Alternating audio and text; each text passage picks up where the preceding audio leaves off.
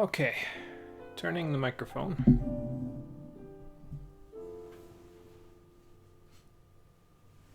Grabbing my Walter. And here we are again. Right back to it. Didn't quite finish chapter 10 last time, but I'm pretty sure we're about 10 minutes out, maybe 15 with cutscenes. Well, maybe 20 with cutscenes, and what else is, because there's one other thing we need to do. I just don't remember how far in the other thing we need to do is from here, but shouldn't be too far, I don't think. Well, we'll see in a few minutes. Because in a few minutes, we'll be there. And then we get on to the part of the game that everybody says is where the game gets a lot better. I have thoughts, but we'll talk about them when we get there.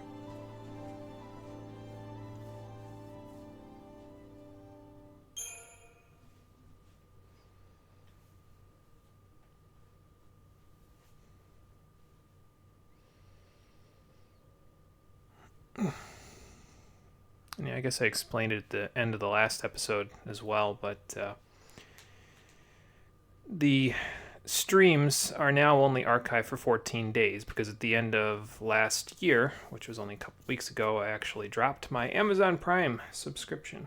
I was just honestly not using it at all. So I said, nah, why am I wasting my money on this shit if I'm not using it? So I dropped it, and it turns out it didn't affect my Twitch affiliate status at all, but it did affect how long the streams could be archived for some extraneous reason. There's probably something in Twitch and Amazon's agreement with each other. I don't know what the hell, but basically, if you have an Amazon Prime subscription linked to your Twitch account, you get a 60-day archive process, and if you don't, so probably it's like a reward basically for being a Prime member, but if you don't, you only get a 14-day archival for streams. So if you want them to stick around longer, you have to highlight them, which is fine. I already have an archival process on YouTube, so that's not really a big deal. But I am thinking about alternate ways of doing this, and I think I said it last time as well. I'm probably going to make an update video about it near when this project is complete, so that way I can try to figure out what I think will be the way to do it going forward.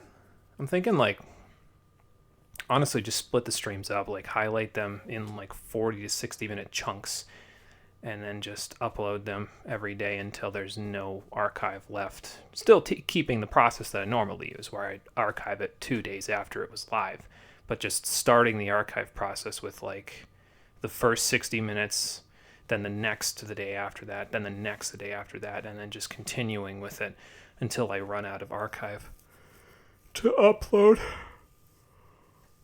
It'll probably leave me a little behind in certain cases, but I think it'll all balance out eventually.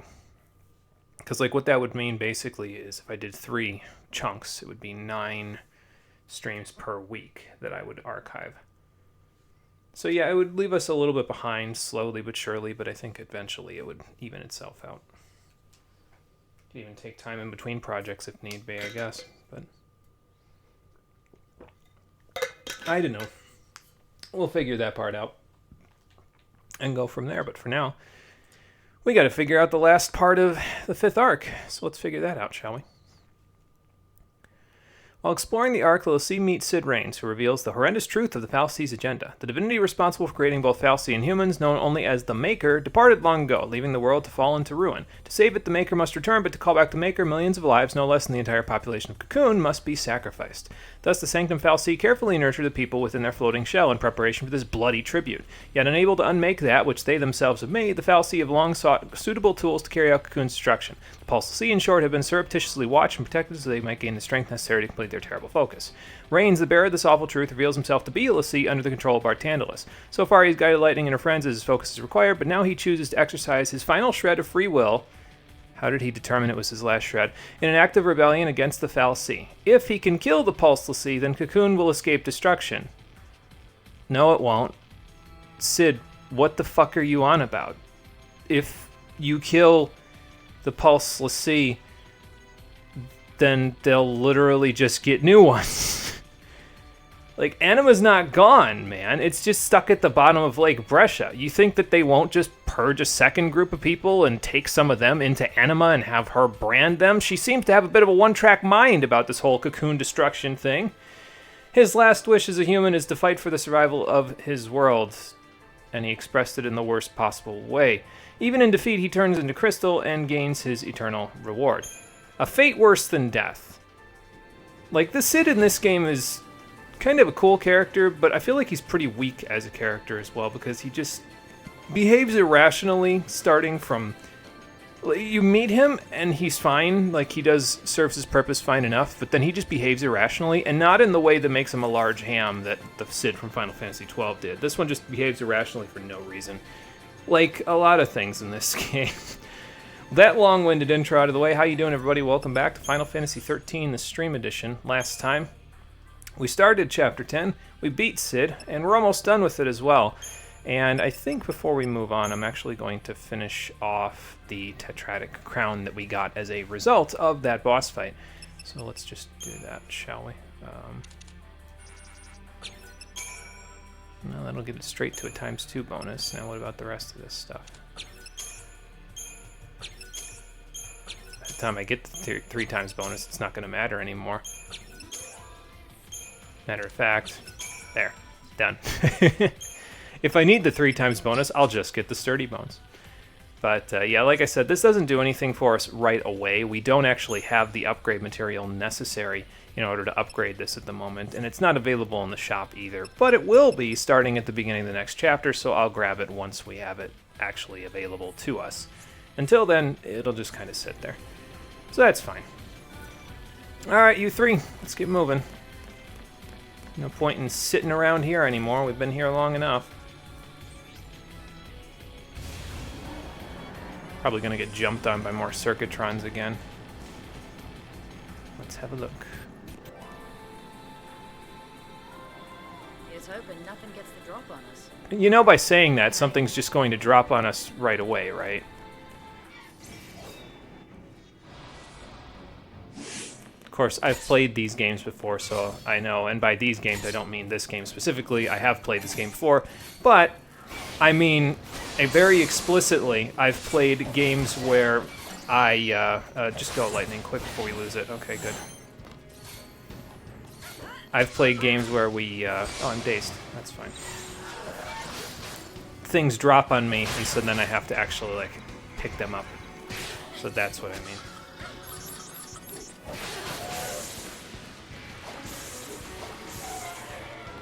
Alright, anyway. Nice power chain, that'll help a little bit, and we should have these guys in just a sec. In fact, I don't really see the point of doing anything other than Relentless Assault, so just gonna do that, because he'll be dead almost immediately.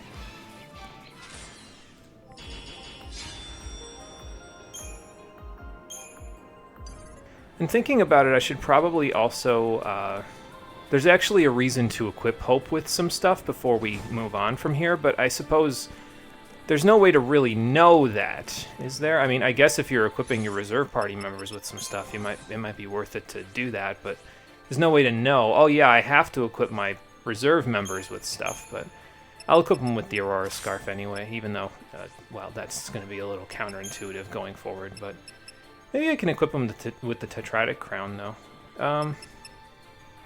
No, it's fine. Just leave the Aurora Scarf on him since I'm not planning. The way that I can do this, though, is since I'm not planning on having him be party leader, it's not as effective for him to have, like, just give him the Aurora Scarf because then he can act as an AI. But if there's ever a situation where I want him to be party leader, I can always just take the Whistlewind Scarf off of Lightning and stick an Aurora Scarf on her, and then give Hope, or whomever I want the party leader to be, the Whistlewind Scarf instead, because then they can be party leader, because the other accessories I'm planning on equipping are all basically exactly the same for everybody else, so it's kind of like I tried to make it so that everything was a little more uniform, you know, so that it wasn't like we had to worry about, oh, well, the party leader has this or that, you know. It's just, okay, well, they can do whatever is needed in order for the situation to be done, you know. Alright, let's stabilize the chain real quick. No blade forging for you. Get this out of the way real quick.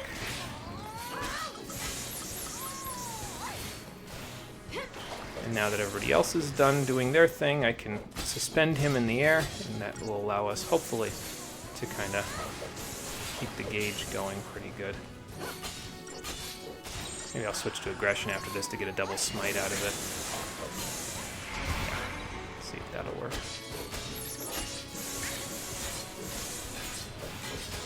Nah, no smite for me, but that's okay. Just get this round of aggression off first, and then we'll go Rav, Sab, Rav.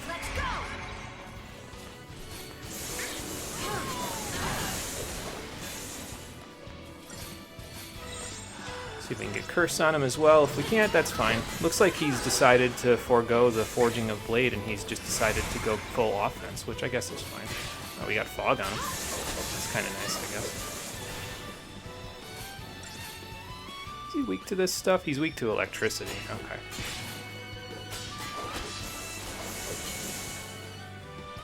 So I guess I could have just Spark Struck him, but that's okay.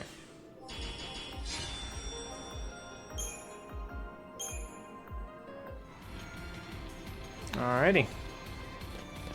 Anything in this room that he decided to be guarding? No? Okay. I guess that's fine. Guess they don't have to always be guarding something, right? Long hallway ahead. Got it.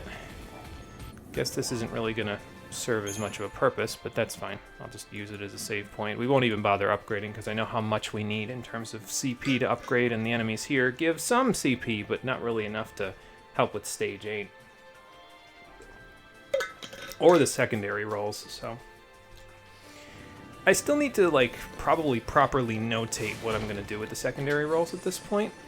I kind of have a vague idea of what I'm going to do, but in some situations it's like, I don't know. I might switch it up with certain characters depending on the situation and what it calls for, you know. I probably should switch out of this. Okay, well, Fang started off immediately, so that's good. Just get you staggered while we're at it.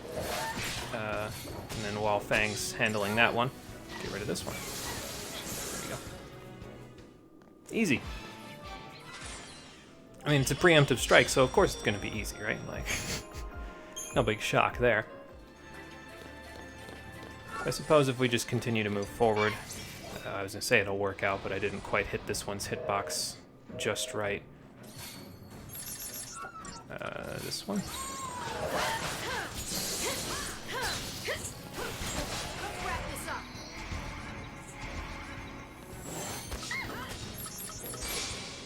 Get rid of you real quick.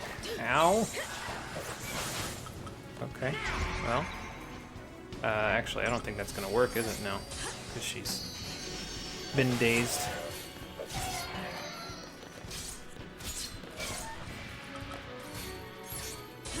Alright, well, while we wait for her to be undazed, there we go. Now we can Delta attack and go from there.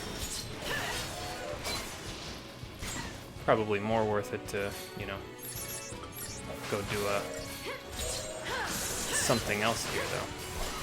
Yeah, like this. So we can top Fang off a little bit. You know what? I'm running out of bravery anyway. I'll just use 4 ruins.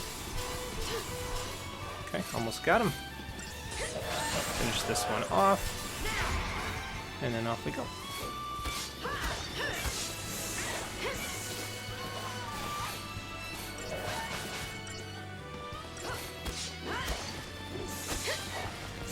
Are you weak to anything? No. Okay, that's fine.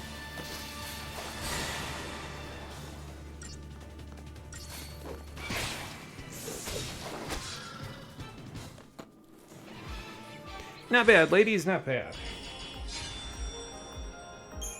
Still managing to eke out those 5-star ratings anyway. And they gave me a sturdy bone while they were at it. How about that? Oh, well, that one knew I was here. Oh, okay, it didn't matter. I was gonna say. That one knew I was here, so we might not get a preemptive, but we did in fact get a preemptive anyway, so. I'll go here. At least get this one. Probably have one of us get Forbidden Danced, but, you know.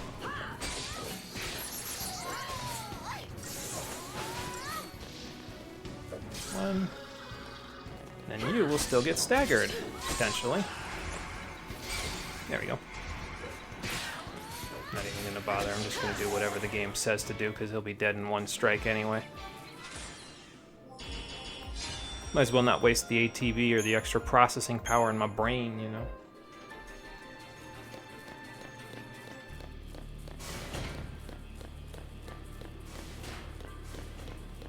Okay, subway terminal number, I don't know how many it's been at this point. Let's see what they've got in the treasure chest for me. There we go. Sorry, sometimes I stop a little short of the treasure chest and it just sort of looks awkward. I don't know why I do that. I think my depth perception might be going. That's not so good. There's a save point right next to the objective marker. That's a little concerning. Uh-oh. We've been spotted, Scoop. Oh, good. My worst fear imagined.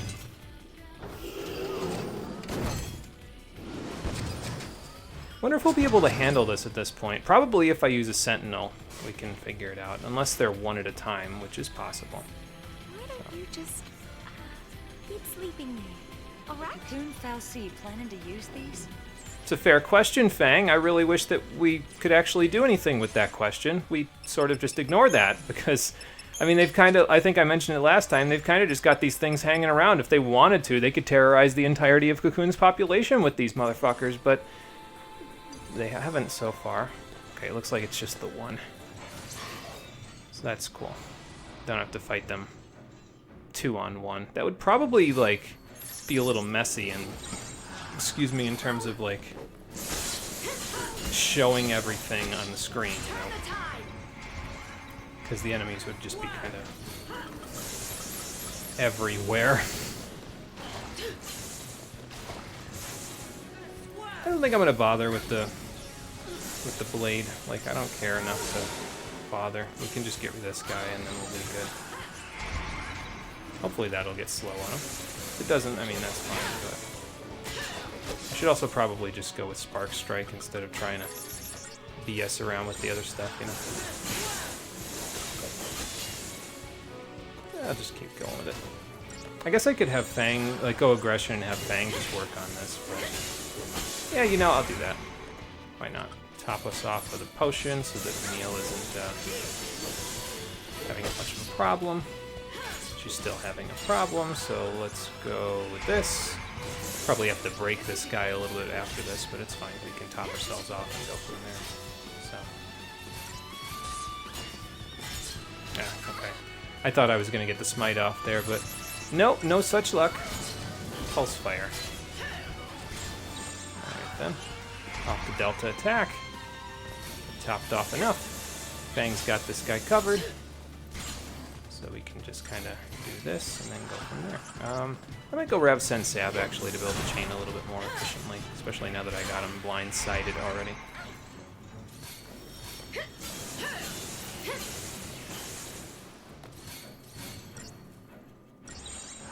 Probably not going to be the most efficient way of doing this, obviously, but let's just do this. This will be fine.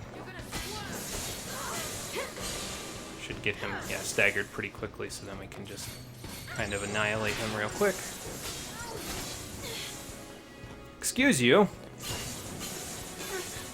I'm busy over here. Lightning, I was gonna say, can you jump, please? I'll tell you what would have been the more annoying thing to happen there, though, would have been if, like, he hit me in the air and I would have done the getting hit into mid-air effect that happens when you, like, get blasted up in the air by Ruinga or something. Like, if the sword had hit me while I was in mid-air, it would have really pissed me off and it, like, activated that effect. It did not happen, though, so that's the important thing. And with a preemptive strike, it should be a little bit easier to just annihilate this guy, so. There we go. Get this out of the way real quick.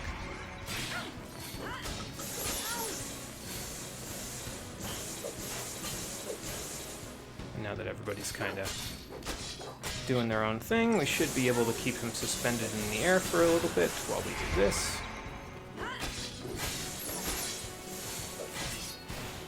Oh, good. We reapplied the launch. Nice.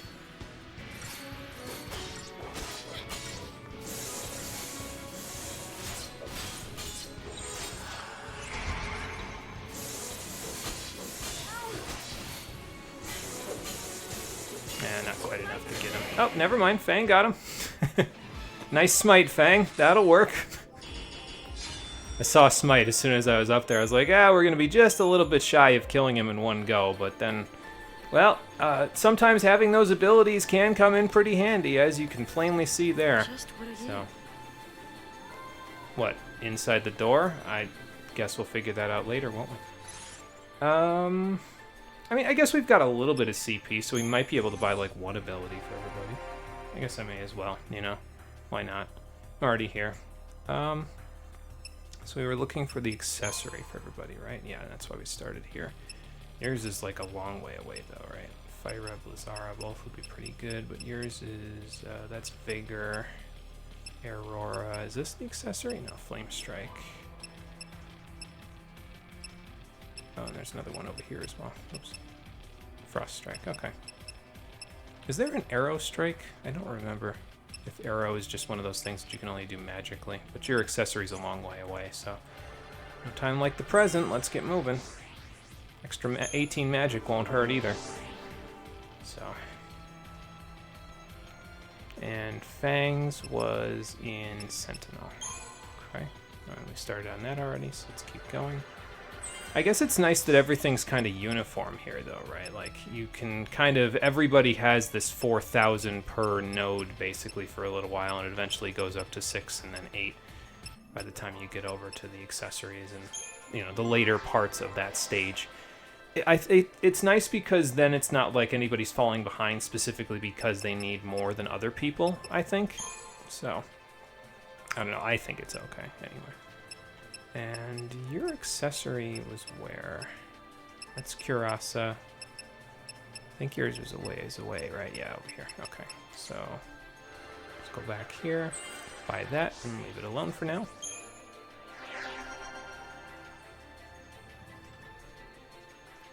Yours was in Commando, and we already started there, and it was quite a ways away, if I remember right. I don't think it was as far as Snows, but yeah, it's about the same as Lightning's, so... 13 extra strength ain't bad, though. That'll definitely carry him a little further than what we've got so far. Snow just already has really high strength to begin with, so... I mean, the extra magic that he gets from this won't be too bad either, but, you know. Alright, there we go. And like I said, I'm just going to skip out on all the nodes on the sides until I get that accessory for everybody.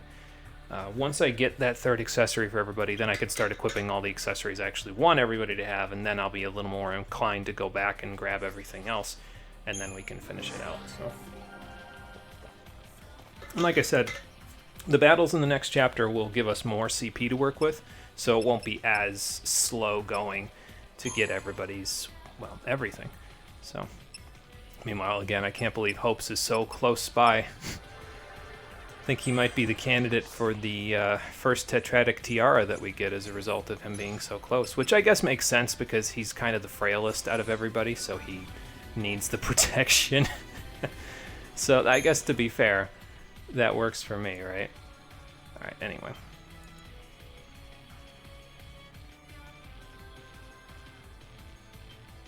I do actually need to switch something around, though, now that I think about it, because I know what's through this door, so I'm just going to swap. I don't want to swap here. I think I want to start in Delta Attack? No, I think I want to start in Relentless Assault and go to Delta Attack. Kind of similar to what we did in the Sid boss fight, but not quite. Like, I want to end up with Fang as a Sentinel, but I guess I can start in Relentless Assault just to begin with, and then we can go from there. You know.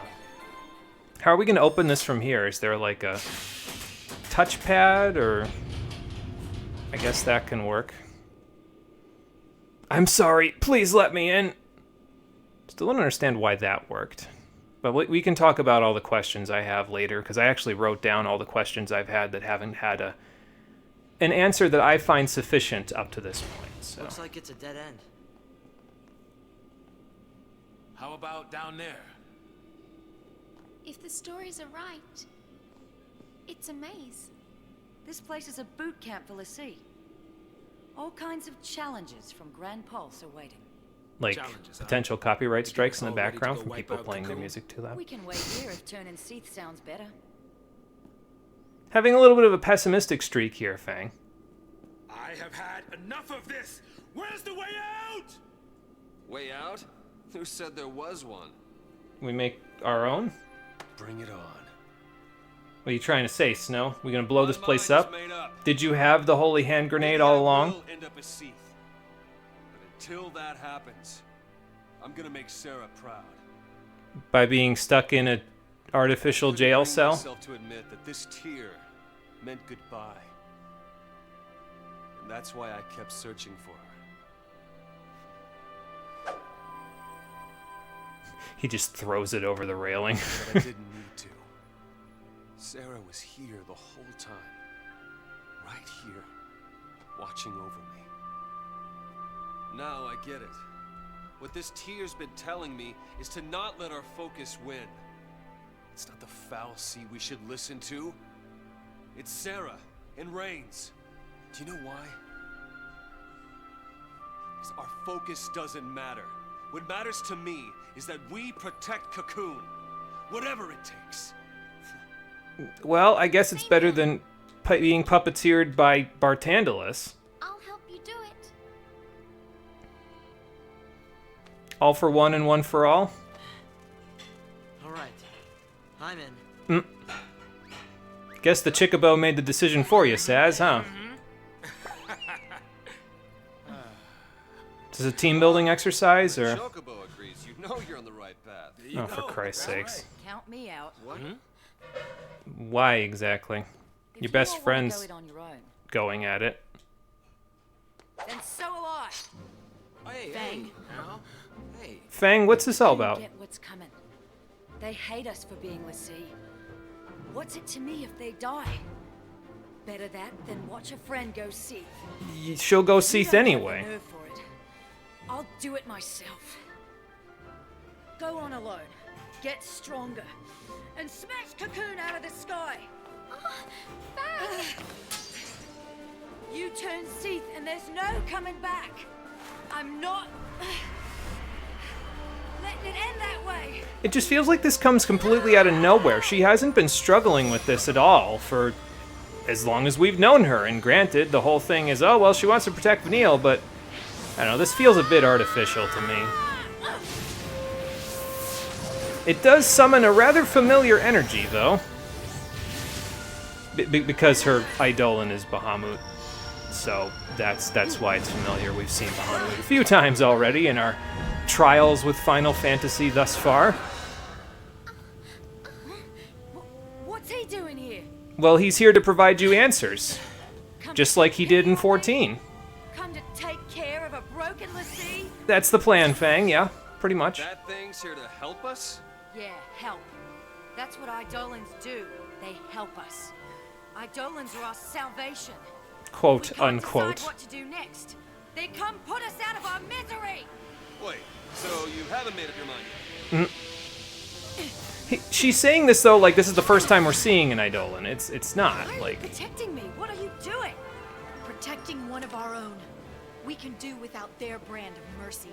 And we don't need a Fal'Cie's orders either. I'm fighting this focus to the end. We all are. So please, fight with us. You're the only one who hasn't succumbed to the anime cheese yet, Fang. Probably because you haven't been here as long as the rest of us, so maybe now's a good time.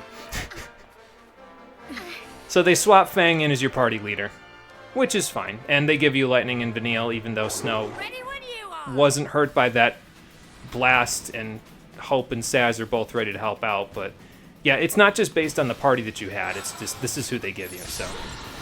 All right, so we got Doom going. And then once we get that going, we're going to switch to Delta Attack while Lightning gets absolutely massacred. We're going to challenge.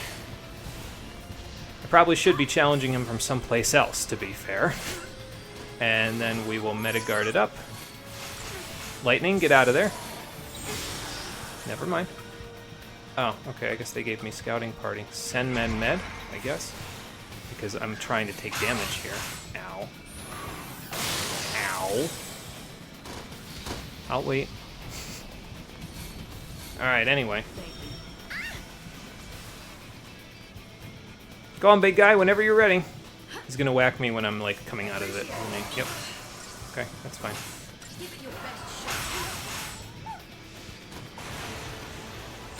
Alright, and I should probably... You know, here's the problem, though. They didn't give me... Okay, let's just retry this, because they didn't give me, like, a... You need a Sen Rav Rav or a Sen Rav Sab. I figured, okay, well, they're probably just going to give me what I have, because I'm not switching party members, but they randomize the fuck out of your stuff, and it's like, what are you doing? Like, give me the... I'm not going to be able to change it, am I? Well, I guess I can do this. Switch her over here, and then switch the paradigms, and maybe that'll be good enough? I mean, I guess I didn't have a Sen Rav Rav, to be fair. Probably won't need Sen Rav Sab, so let's just move that up, and move this up here, and then we'll move this here, and we'll switch this to like a Sen Med Med. And hopefully this will let me keep this shit, because if it doesn't let me keep this, then this battle's going to be a lot harder as a result, just because I don't have what I need in order to properly do this. So hopefully it lets me keep my stuff. We shall see. Yep, got it, game. You can Bring it. You can tag me back in now. I don't need 3 cutscenes for you to tag me back in. Okay, good. Now it'll let me switch it, which it randomized my things again. I didn't change the party order at all. What are you doing? Oh, sometimes I wonder. Like, what was the purpose of that? Like, did you do... There isn't really a purpose, I don't think. But, like, what... I don't understand. Anyway. This can go down here. We want a sentinel. Let's see. Actually, honestly, like... This... And... You know, I'll have a Delta attack in here as well. So it's really just these 4, honestly. I don't think we're going to need anything else. The other ones can kind of just sit, you know. Alright, here we go.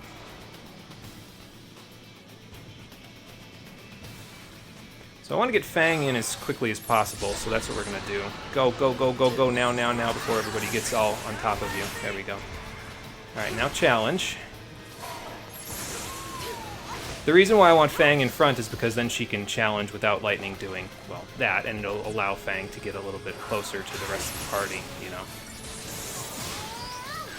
Pull it off before the Ignis, thank you.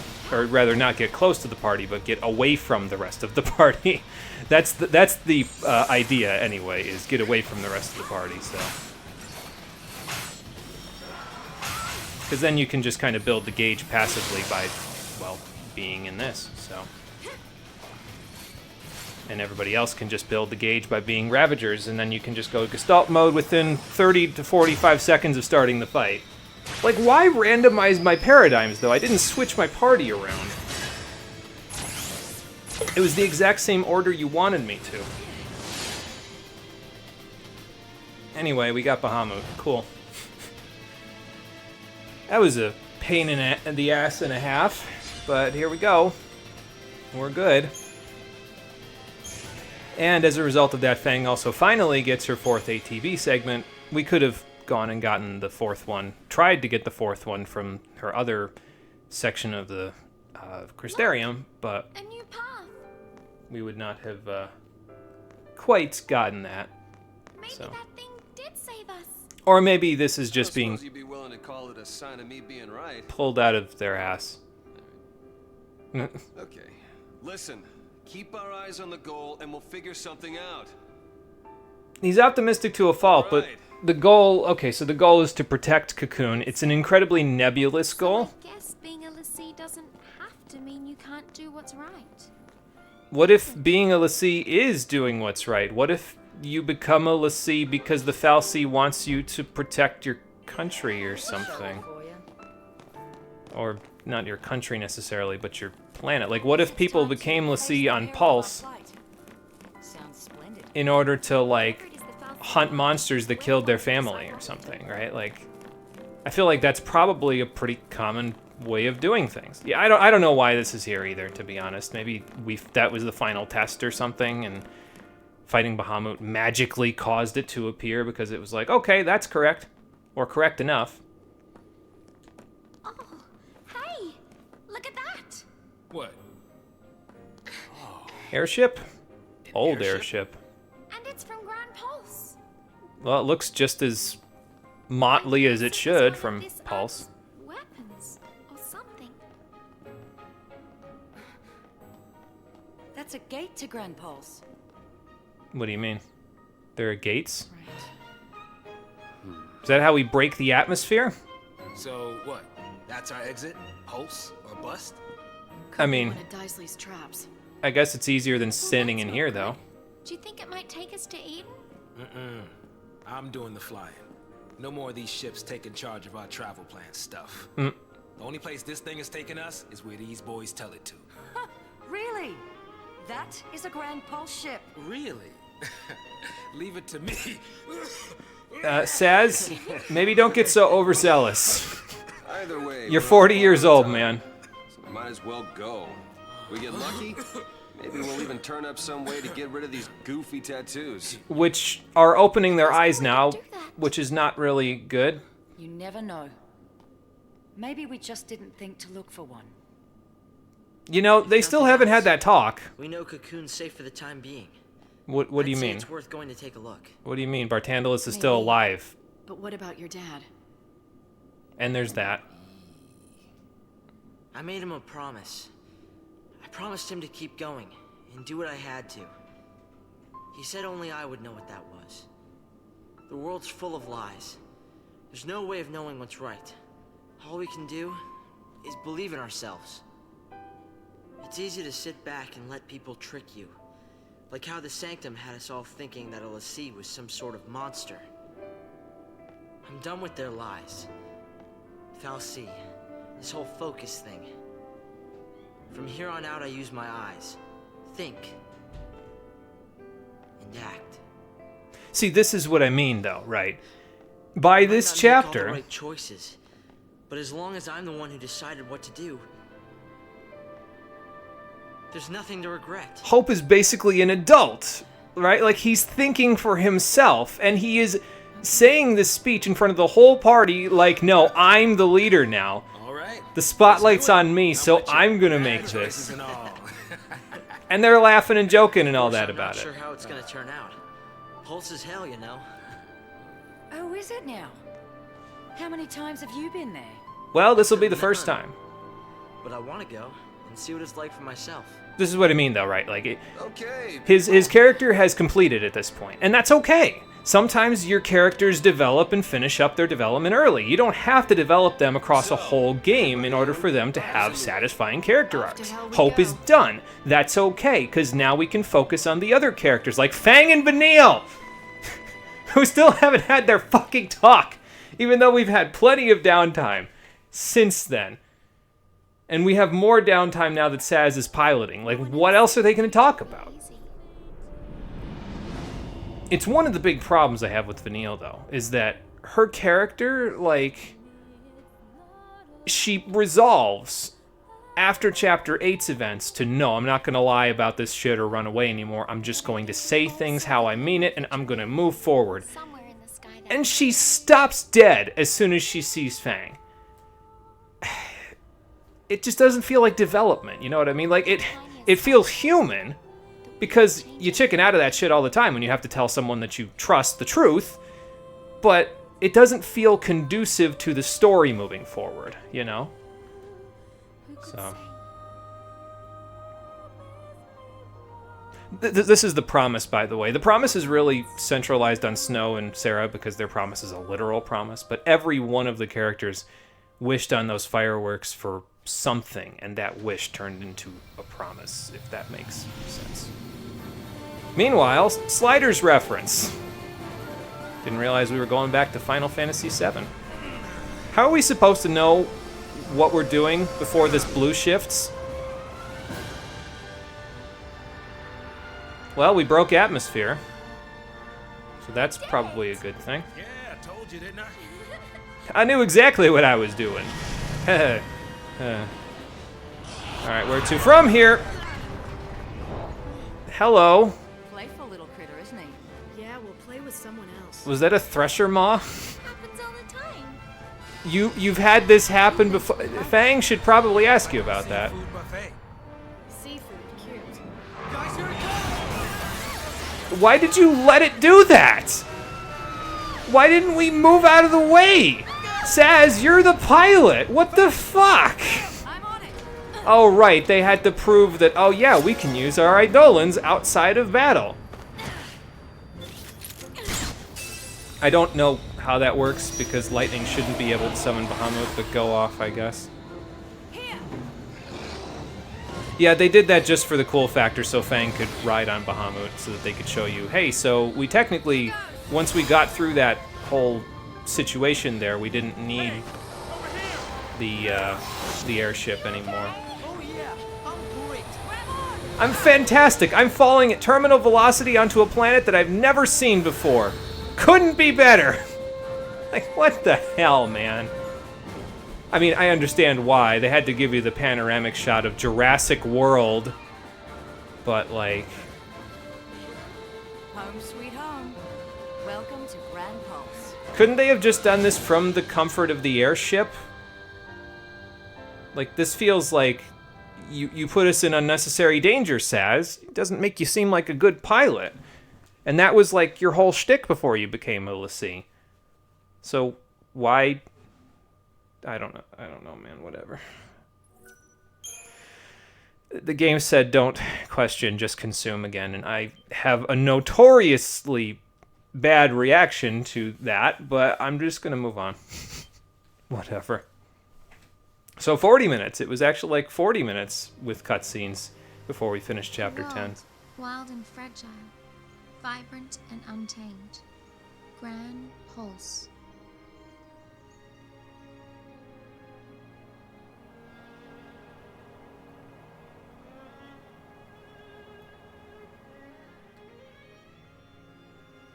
It's a place where lives are ruled by the brutal struggle for survival and the callous and uncaring whim of the Fal'Cie. You better run a little faster there, Chocobo. Okay, never mind.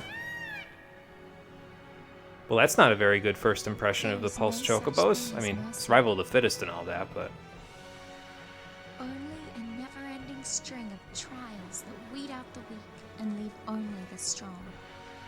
Apparently they had traffic lights here at some point for some reason. Like, I'm trying to understand this a little bit, but... The purpose lying at the heart of all the Fal'Cie's actions. I don't know, it just seems weird to have realistic imagery in a game where all of this shit is either steampunk or aesthetically high-tech. You know? People were never anything more than sacrifices. Alright, what the hell is that supposed to be? As if we don't already have enough problems. Now there's a primordial deity snake flying around. I mean, I guess that other thing was also that. It's just a way to wake a sleeping god. But would bringing the Maker back into this world really lead to our salvation? Somehow I doubt. I feel like the Maker would just be pissed off because they'd be like, hey, so why'd you let all the things that I created die? Fal'Cie'd be like, what do you mean? And then they'd be like, well, half of the things that I know and love that I created for you are dead. And then there's this guy.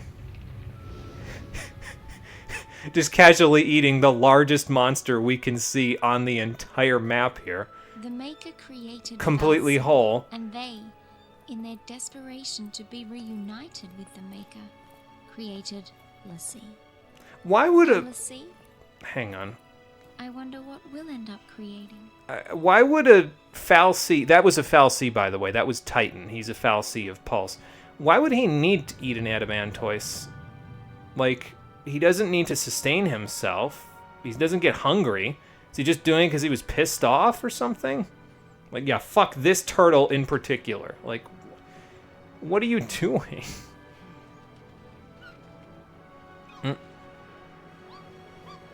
Nice work, little guy.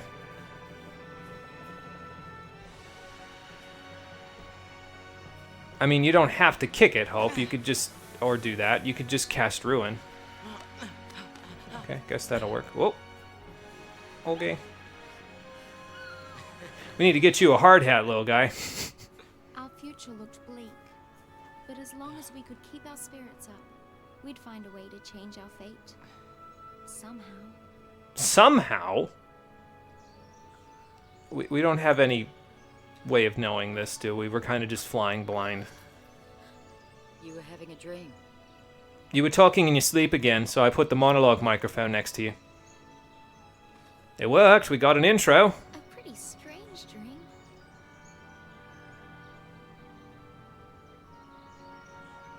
Yeah, a dream where I went back to Terra Incognita.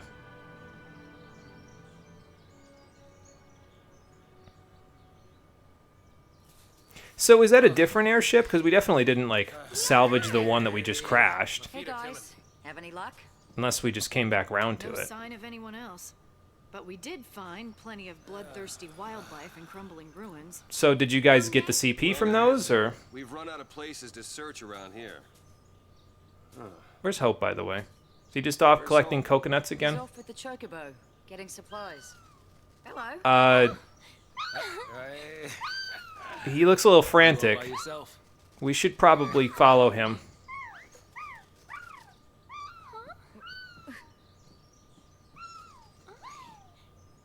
He's Brand. What? We gotta find him. Great. Well, are you trying to explain, oh yeah, the brands are getting worse? Because, like, no shit, we literally just watched Snow and Saz's brands get worse. So, like, yeah, of course they are. Anyway, there's new merchandise available, and one of them is something that I very explicitly want to use. So let's go take a look at it before we go find Hope. We got wax. I guess that removes Imperil. I'll buy a few. We got extra money to spend, so why not? Excuse me. Is B&W the place that has new stuff? Well, it has a mithril bangle. So I guess there's that. Giant's glove for D Brave, glass buckle for D Faith, pearl necklace for Imperil, warding talisman for Curse, and then rainbow anklet for Daze. So I guess there's some new stuff to be had there. Nothing I really care about, but it's there. These give you bar spells. There's no bar arrow, by the way, so just keep that in mind. You'll have to figure that part out on your own. There's also no bar quake, and that's something you'll also have to figure out on your own, but that one will actually be relevant because there's actually monsters that you can fight later on in the game that are pretty tough without having the equivalent of bar quake, quote unquote. You can also get a Zealot's Amulet for vigilance. Again, nothing I care about, but it's there. Nimble Toe Boots. These, if your Sentinel has the evade ability, so like Fang has evade, Nimble Toe Boots increase the likelihood of them actually using that to dodge things. It's not so good for the traditional Sentinels in your party. It's better for like Lightning, because Lightning as a Sentinel is more focused on dodging attacks. She gets evade, and she also gets a relatively exclusive Sentinel ability called Elude, which is similar to like Vendetta or Entrench, except instead of countering, she just has a really high evasiveness rate. So if you want her to fulfill that role, Nimble Toe Boots are right up her alley. I don't really need her to do that, so I probably won't bother with those, but if you want her to be a Sentinel, and it does work for certain fights, there are certain fights where the enemies only use physical attacks, so her being a Sentinel and eluding works pretty good. And then there's a Speed Sash. You kill enemies and it gives you some ATB. It's probably not a bad accessory. I might eventually want a few of these, although I'm not sure if I want to switch them out for Whistlewind Scarves. I suppose it wouldn't be a terrible thing to have for the player-controlled character rather than a Whistlewind Scarf. Everybody else having an Aurora Scarf just works a little bit better. But, yeah, kill ATB char. Although you have to kill an enemy in order to do it, and so sometimes that won't even come in handy. So, but it's there.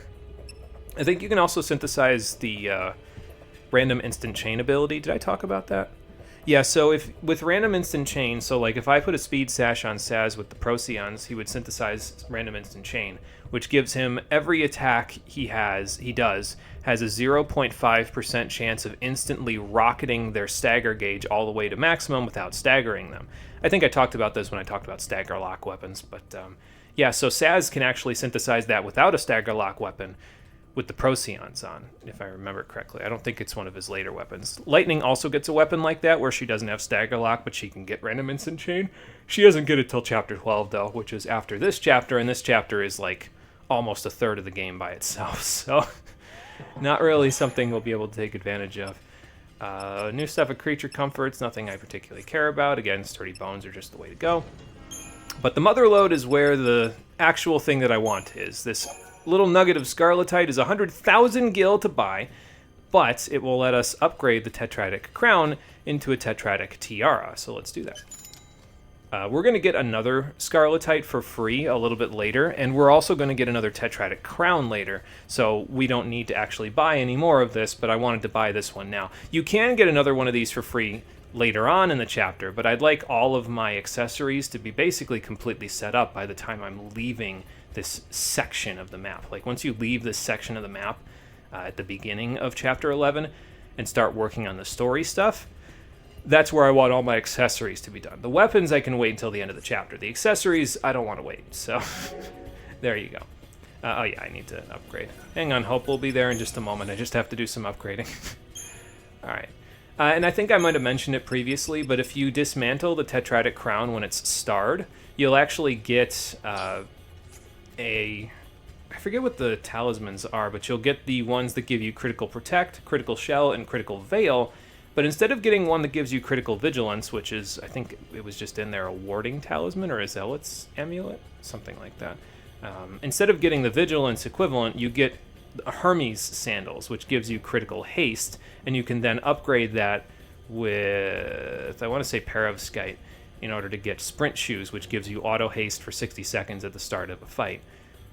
I don't know why they give you those, because the Tetratic Crown does not give you haste. It just gives you Protect, Shell, Veil, and Vigilance, but I guess if that was what you wanted, you could pretty quickly do that. Not really my cup of tea, though. I'll just use the Tetratic Crown and just keep those effects, but first we need to upgrade it into the Tetratic Tiara to get those effects right away at the beginning of a fight, rather than only when we get down to low HP. So that's what I'm going to do. Let's see, get the bonus up a little bit, maybe use the last of these two. Maybe use a few more of these. I'll just use the rest of these to hopefully... Okay, well, 1.75 times isn't bad. I don't actually need a lot of this stuff going forward, so I'm not really concerned if it's like I'm just using it willy-nilly, because we only really need anything other than sturdy bones and stuff that I'm going to buy from a shop in a little while. We only need those to finish one more Tetratic Crown and Tetratic Tiara, so don't even worry about the rest of this stuff. It's fine. We don't need it at the moment, so I'm just going to use it without really thinking too hard about it. Yeah, that'll do. And there we go. Starred Tetratic Tiara. We can take that with us. We can stick it on somebody with 3 accessory slots, or 2, if you really need it. But yeah, so it should come in handy. Anyway, now that we're done with that, we can actually move right along. We'll go see if we can find Hope. I think we have Snow and Saz in the party, which we can work with. I'll probably just move some things around in terms of our equipment and stuff, and then that should be good enough. I mean, granted, it's probably better to... Oh, okay, it took Hope's stuff out of the stuff there. Probably be better to just keep Charlie's Angels, but I can work with Snow. It'll be fine, I think, if I can stop yawning. Good lord. Alright, take those off of you and you. And I'm probably going to give you and Snow the Morale Talismans and give Lightning the Blessed. So that means I got to take it off. Let's do that. And then for you, you've got an Aurora Scarf, but let's just give you a General's Belt for now. And Morale Talisman, so that if you decide to entrench, you can just use that instead.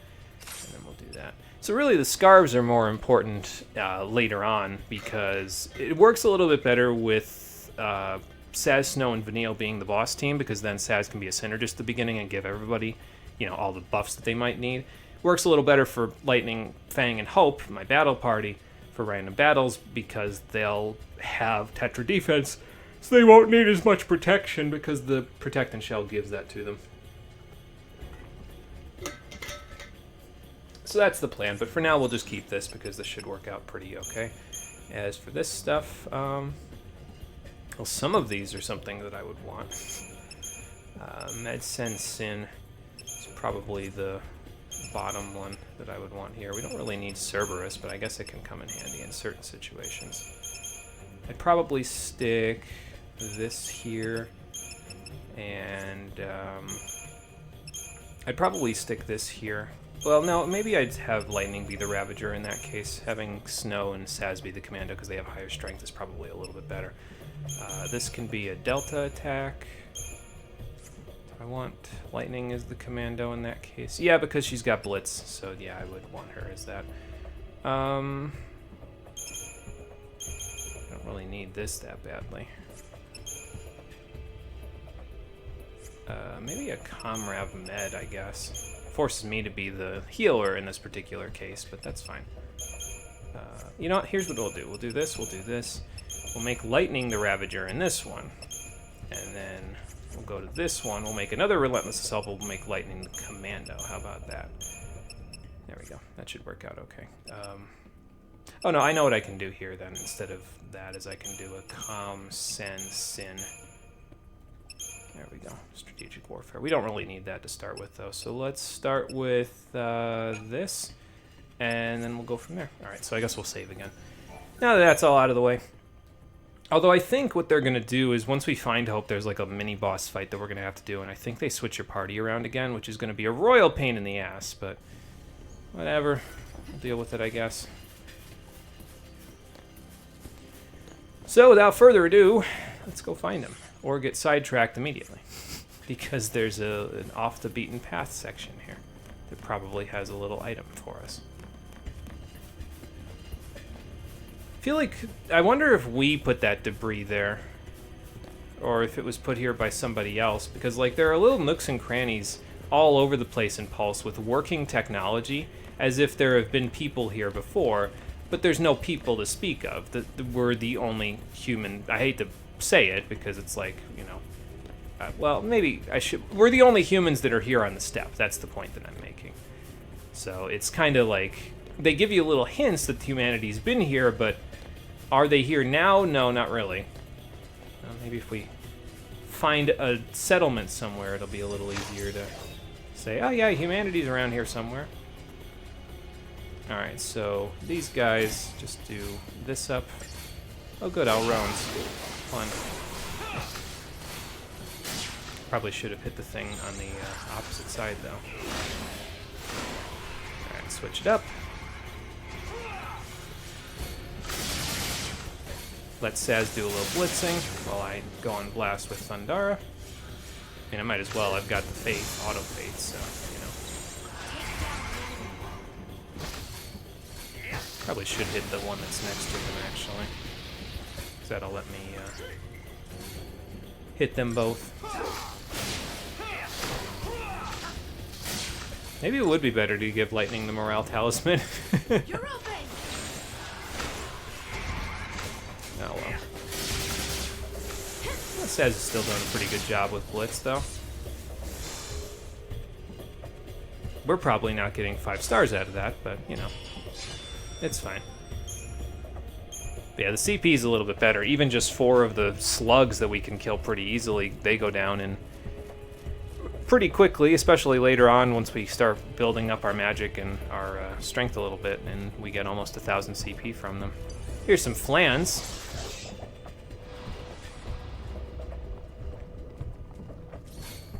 Willing to bet that Ruin would probably work a little bit better in this particular case.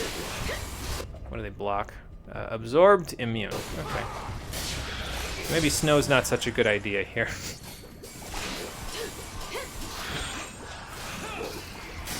Well, anyway. Switched up. I'm willing to bet they're weak to fire, though. They're flans, so typically fire does pretty good against them, so.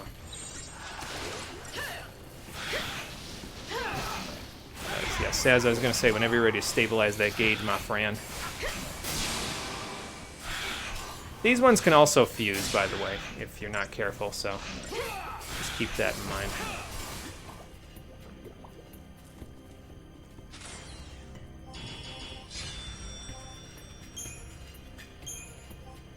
And just 2 flans gets us 880 CP. So like I said, yeah, we start getting more of it. And again, that's just from like the basic stuff. This is the Welcome to Pulse Committee where there's not really a whole lot going on still. But yeah, just from these we're getting a decent sized chunk, so hit the flan actually. Well, maybe the flan isn't the best target actually because the other ones go down pretty quickly, but figure it out. Alright. And then I don't have Fira unfortunately, so I guess we'll just arrow it up. I guess I could have used fire instead since I know they're weak to it.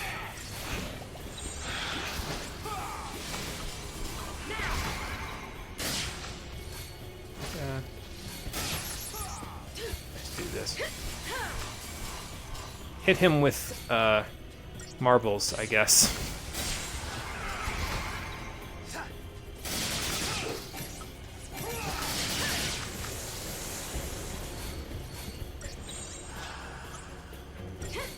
Switch again in just a second. Let Saz do another blitz. And there we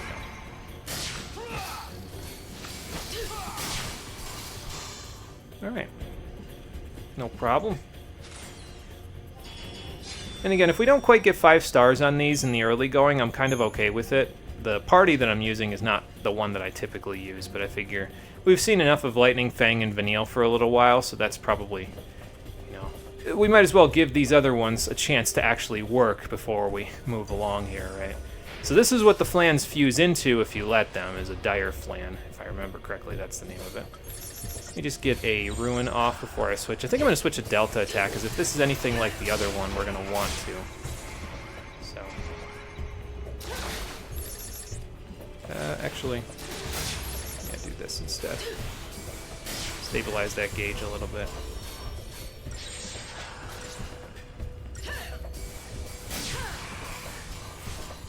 I'll wait. I'll do one more round of it. It's not really doing a whole lot, though, so maybe the Sentinel's not necessary. Not as necessary, anyway.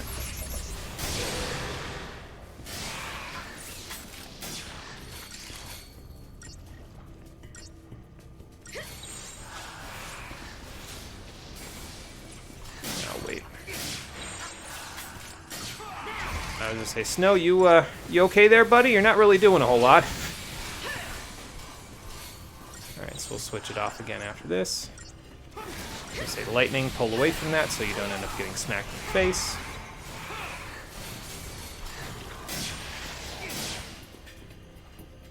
Well, I guess that wasn't as sketchy as the other one. He did some good damage, but well, we handled it. Alright, oh, hang on. Almost forgot. He was guarding a chest. You can always tell because you can hear that little in the background if there's a chest nearby, so. If you don't see it right away, but you hear that sound effect, it's because there's a chest, so. Alright, you fellas thinking about fusing today? Because I'm going to attempt to make you not do that, if possible.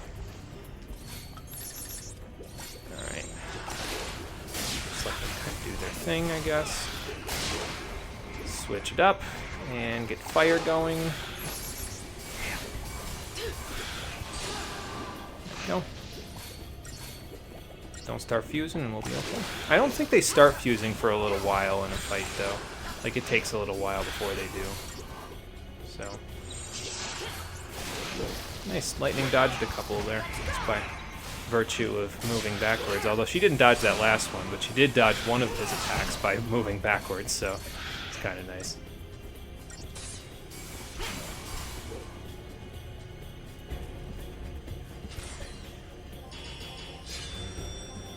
Okay. A nice quick little infusion of CP right at the beginning won't hurt, so. Got a partisan, by the way, for Fang back there. I think it's her magic weapon? I forget if it's her enfeeblement weapon. No, but it just has a lot higher of a magic bonus than a physical bonus. So I guess if you want her to be a little bit more even on her physical and magical bonuses, there you go. That's one option for you, but I'm kind of okay with her, the way I've got her at the moment. Pandoran Spear just makes it so her debuffs connect more often, and I'd much rather have that, honestly. Excuse me. Ow. That wasn't very nice. guess. Delta attack, I guess. I probably could do like a Rav Sen Rav as well, but I don't think I set that in mind. Now I have Com Sen Sin, which is actually probably going to be completely useless if I'm honest, but I'll do one more round.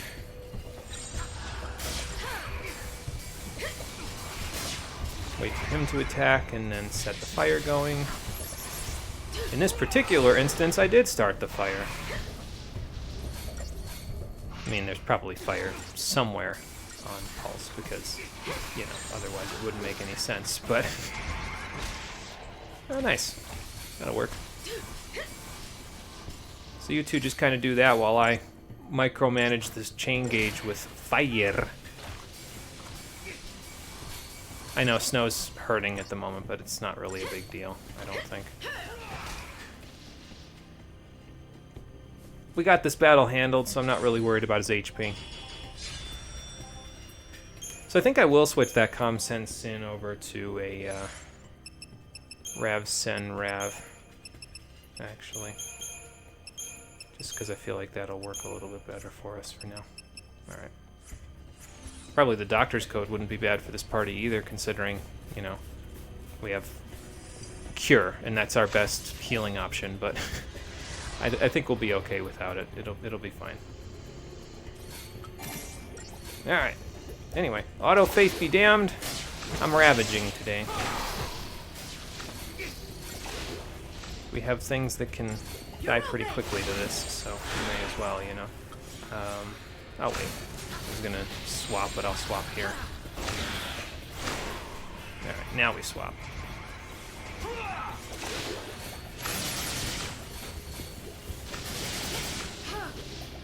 Okay. Okay, well that'll work. I was gonna do a little bit else, but that's fine.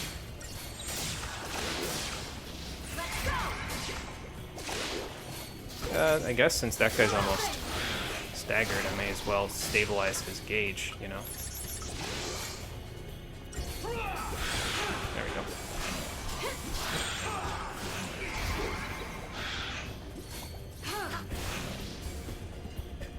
Alrighty.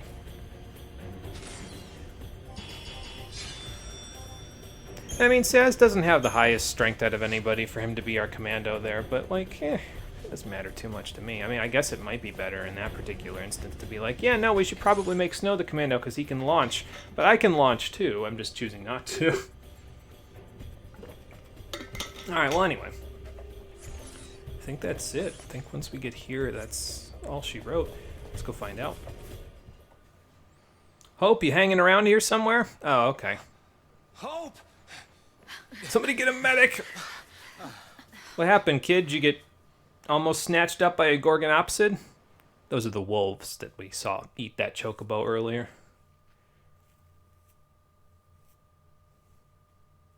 Maybe we shouldn't have let him go off on his own hunting for stuff. Just a thought.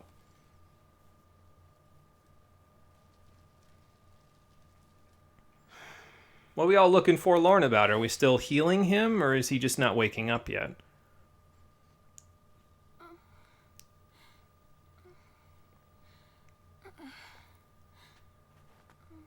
So this is how it ends. Just wait. Now, how long has it been since we left Cocoon? Like 2 days? Not a single soul for miles around. Not a single clue about this whole sea mess. And we're stuck here. What I'm saying is, we did well just getting this far.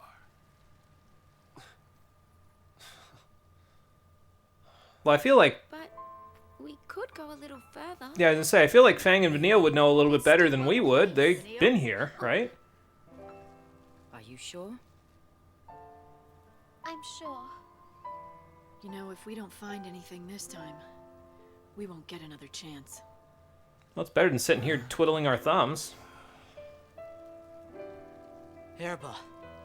The place it all began. Oh, good, you're awake. The place where the Pulse Falsi lay dreaming. Vanille and Fang's home. How do you know that? Just maybe, it'll be the place where we find the answers we're looking for. Or did You're right. If we can get one of them tell you? Go ahead without me. What do you mean? We can't just leave you. I'll be fine. You've all taught me so much. showed me how to fight. Yeah, but we fight better together. Did you not learn that from the last 10 chapters? I'm scared. We understand. You're not gonna go through this ordeal alone, you know. Huh? That's what scares me. I don't want to see you get hurt because of me. Well, it's a little late for that, kiddo. It'd be better for everyone if I just stayed behind. See, this is what I mean, though, right? Like even his Eidolon is like, wait a minute, what the fuck, man? You just had heroic speech after heroic speech in Chapter 10, and now you're gonna chicken out on me after we got here? Nah, this is bullshit. I gotta drop in on you. He should have gotten this in Chapter 7. It would have made way more thematic sense from like a story standpoint for him to get Alexander there than here. Because here it just feels like it's contrived. I know he just got slam jammed by some enemies into, you know, not being able to fight, but that's because he went out by himself. Like, who sends a 14-year-old off by themselves in a world that you don't know anything about to go looking for food? Like, we've never done that. We've always fought together. That came from me? Yes, Hope, it did. And it should have come from you earlier. Like, in Chapter 7 when you were having your thematic heroic blue screen of death. Ready? So now we get Hope as our party leader, which is probably why you'd want to keep stuff equipped on him. But it should be okay. They gave us a Sentinel, so Fang should be able to take Alexander's aggro while we do this stuff, so... let's see, what do I want to do here? How about we just build the gauge for a second? Do we have Matador here? No, we don't. Well, that's a pain in my ass. Alright, well, anyway. Let's build up a little bit of... first of all, we'll do Protect on Fang. And then let's do it on Lightning, because that'll build the Gestalt gauge a little bit more. I'll do it on myself, so that I don't get rocket punched. Ow. Okay. Now, Alexander also has the Lofty Challenge command, which will cause him to... you know, maybe we just Delta attack for now. Which will cause him to... provoke people normally, but in this particular case, it doesn't really do anything because we're just, you know, not provocable. We're human party members, so...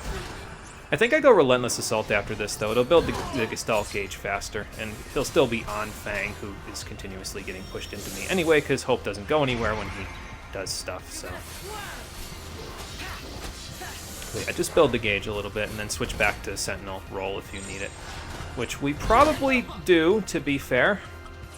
Okay, hang on.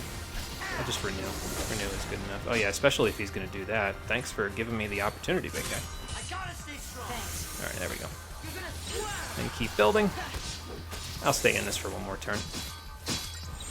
And then we'll go over to, probably Entourage. We can keep building. I'll use what the game's giving me at this point, but I'm not happy about it. Ow. This is where Vigilance would come in handy. It's too bad I couldn't equip that Tetratic Tiara on him. But, you know. Alright, I think we need to hurry, so I'm just going to do this real quick so we can build that gauge all the way up. As much as we can. Sorry, Fang. Obliterator. Oh, good. Well, at least he whiffed. There we go. Here I go! Alright, big guy. Let's see what you do when you, Gestalt. He turns into the castle from Final Fantasy IX. That's just great. More like a chess piece, to be fair, or several chess pieces, but there you go. Now, we've used Odin quite extensively throughout this playthrough. Well, by quite extensively, I mean twice. Normally, I don't see anybody use the Eidolons ever after their fights, so it's extensively for me. So what I'm going to try to do while we're here on Pulse is I'm going to try to actually get kills with summons, and there will be sub-bosses that we can actually use as fodder for those. Hopefully, Alexander will get a chance to get at least one kill, we'll see. But that gets Hope his 4th ATB segment, so now everybody, including Vanille, has 4 to work with. Some beast you tamed, I'll tell you that. Yeah. Should have tamed it 3 The 4 Eidolons chapters tried to ago. set us free through death. But now... Well, why would you I believe think that? they're It here to didn't snap kill us out of Snow or ourselves. Lightning or Saz or Fang. Like the one you were just in?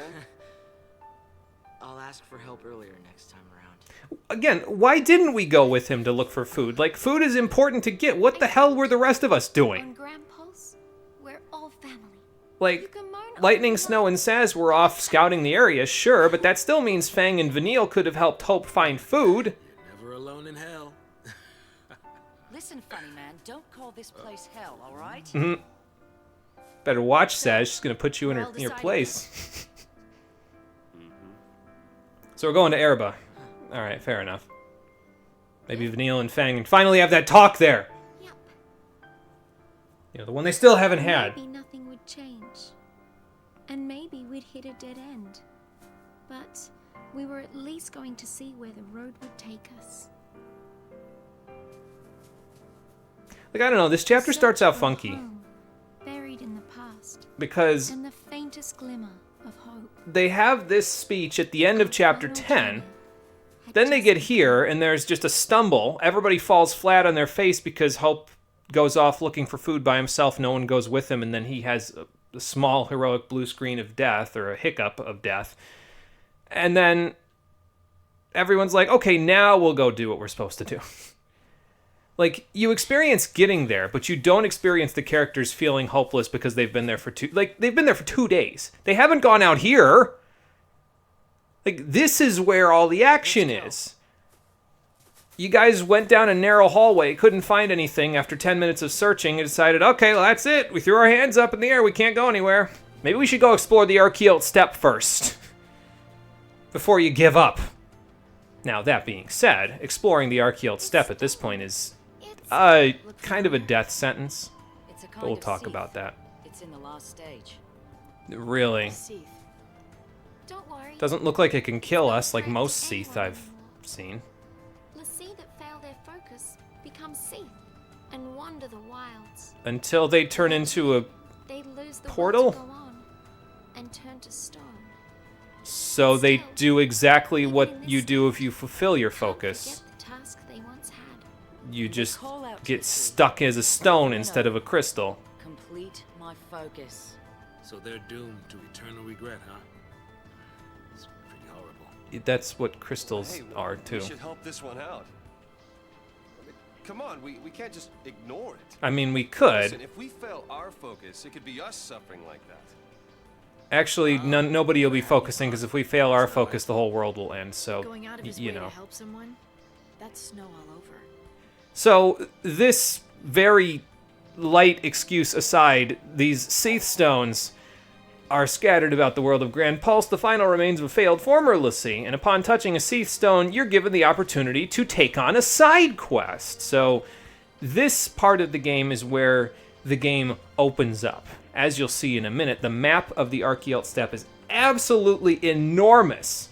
And that means that all of the side content of the game is mostly backloaded onto this chapter. This is where you do your side missions, because you're just kind of trying to get to Erba, but in the meantime, you need to get strong enough to actually get there, and the monsters out here will terrorize you to death in multiple different situations. This place is literally hell, no matter what Fang says, because the monsters here are incredibly dangerous. At this point in our strength level, taking on all but the most basic of packs out here will end with us dying miserably, unless you go do one of the grinding spots, which I'll talk about in just a second when we look at the map. But anyway, yeah, you can touch their sea stone. You'll be given the opportunity to undertake its unfinished focus as a mission, hunting down whatever terror it had been tasked with slaying. So it's a side quest, but all side quests in this game, well, not all of them, but a large majority of them are basically the same thing you've been doing. You fight something, you kill it, and you get the reward.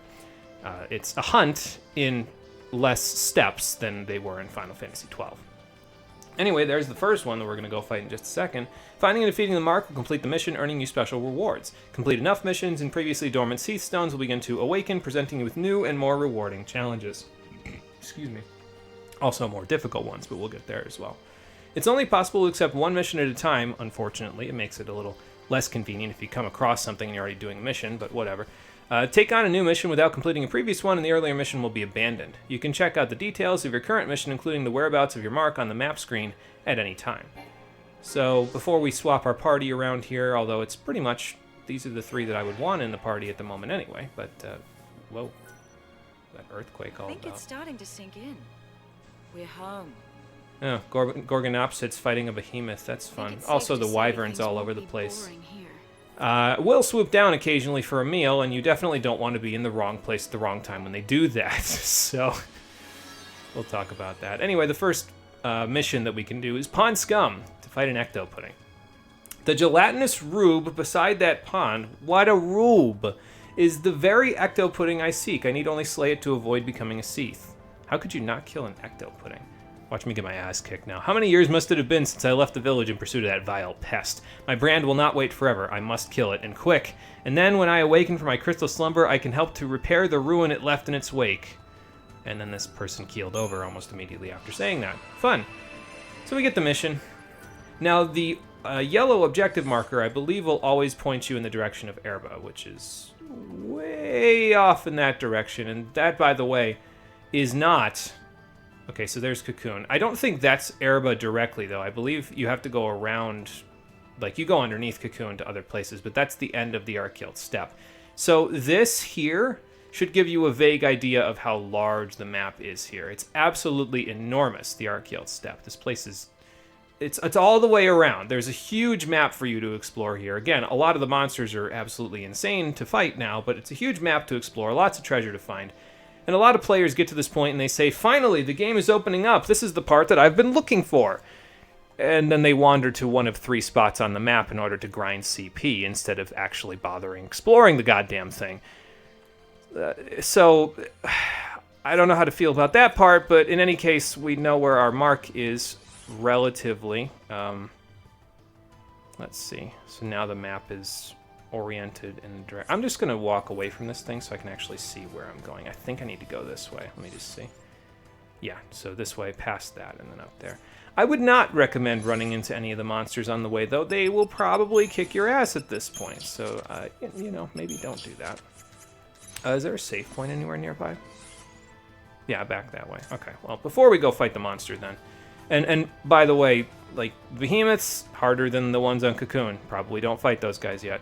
Definitely don't fight the giant dinosaurs with the metal plating on their back.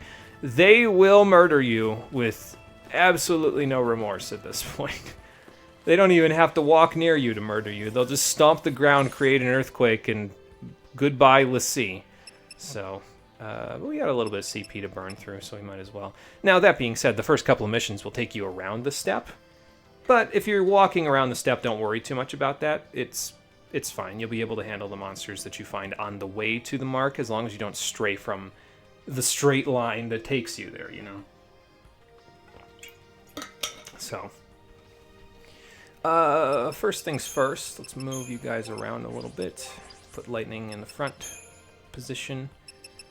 And then,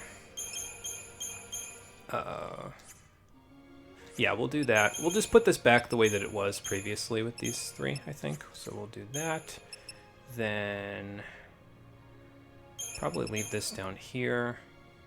Although a med wouldn't be too bad either, but I don't feel like healing. So, although I guess in this case I'd have to, wouldn't I? Guess I didn't think that one through now, did I? Send med then. That's fine. I probably could use a synergist as well somewhere in here, so maybe we'll put that... you know what we'll do? We'll do this. How about this? We'll do Delta attack. We'll do a Rav Sin Rav as well. We'll do a Sen Sin. And then we'll do a Med Sen Med if we need it. And Fang's Saboteur skills at the moment will not be particularly useful, but Sentinels here are really useful because if you run into anything that wants to kill you, having somebody that can kind of soak up the large amount of damage that they do is pretty useful. So we'll just keep that in mind. Alright, so what did I equip on everybody here? Alright, you didn't have anything for that fight, which explains why we were getting our asses kicked so badly. So let's just take this stuff off of you. Stuff off of you, and then yeah, we'll give you back your morale talisman. Oh, okay, I can't sort from here. Maybe they auto-sort? I don't know. Let's see. General's belt for you. Morale talisman for you. And then we'll give you the blessed talisman and the tetradic tiara, since we've already got those. And we'll move from there. Alright, so. Who was I going to have do the fight here? I guess I could use these guys to fight this thing, but maybe I'll switch the party around to fight the ecto pudding that we're going to go kill. Of course, the problem is if I switch the party around now after I just did what I just, after I just switched everything up, it's going to be like, okay, now I got to switch my paradigms and then switch them back, but I don't know, maybe I'll do that anyway. First things first, let's do our Crystarium up real quick, huh? Might as well. And I guess if I do that, if I do switch the party around a little bit, it would be better to get it out of the way now so that I can get, like, the Eidolon kills that I wanted to get before we get to a point where, like, we're already busy doing other stuff, So, but yeah, I'll figure it out later. For now, let's just work our way up the skeleton of the Stage 8 so that everybody can work on getting their accessories, and then we can move around after we get those. Now, your accessory, I think I can see it over there, right? Yeah, okay. Let's go here. Here we go. Come in. Oh, hi. Hello. What's up? Not a whole lot. How are you doing? Oh, I'm on pulse, so. And let's see, 612, and you'll have that third accessory, so that'll be useful. Next! Same. Yeah, but you do yours too quickly, that's the problem. You're gonna hurt yourself. I think Snow can only get the one, maybe Vanille as well. I think I saw her having like 77. Oh, let's see. Okay. You can only go this one. Ooh. There we go. Stopped a little early.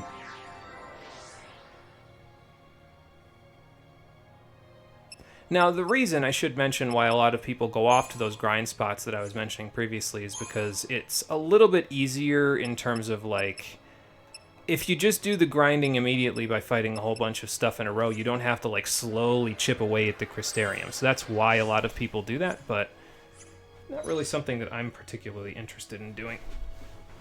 Thankfully, the game has me covered because, as we've established, there are missions to do, and the missions that we do give us an excuse to actually go out into the steppe, explore it, and get some CP, naturally by doing side quests, which I guess don't feel so side questy when you have to do them, but I don't have to do them.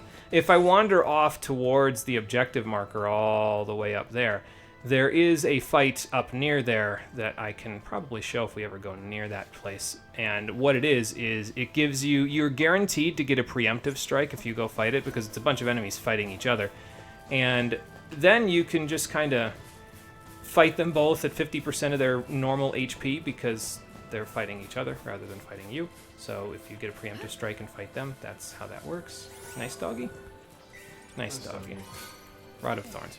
Not anything I care about, but there you go. And there's something out in the pond, but I don't think we can actually go bother with the pond at the moment, but that's okay. There's something distinctly gorgeous about this game when you're on Pulse. Like, I feel like I'm playing Xenoblade Chronicles. Just on the environment kind of come together, and all the wildlife just naturally walks around and does shit. Yeah. Unrelated. And in hell. Wow. Oh, nice. You got it pretty much done. Not bad. I'm not sure if it's actually a professional looking timeline or not. I wouldn't worry about that too much. Because if it actually does look good, and this isn't just my creative anxiety making my life a living hell again, Just like I planned. then I'll probably have it done within the next day or two. Okay, good. That's only because I have a session tomorrow. Yeah, well, fair enough. It means it's done, then you can work on the payment part. So, Yeah, so these yellow circles that you see here, we don't have the means to actually jump across this just yet. We'll get it later. For now, though, we can reap the benefits of this. Must be a dull life. The sheep from the little museum back there. Or not museum, but the amusement park in Nautilus are here.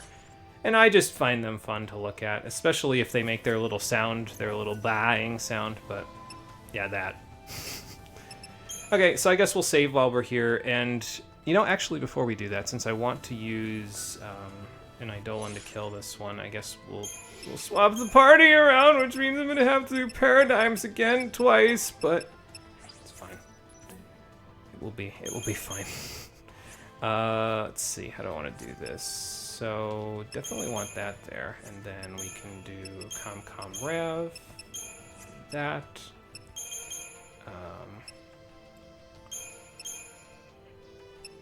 Rav sab, then do a, actually I'll probably stick with send rav up a little bit, and have rav, let's have rav send sab actually, and then we'll do a rav send rav, yeah, that's fine, and then we can do a sin send med, and that should work out okay for now.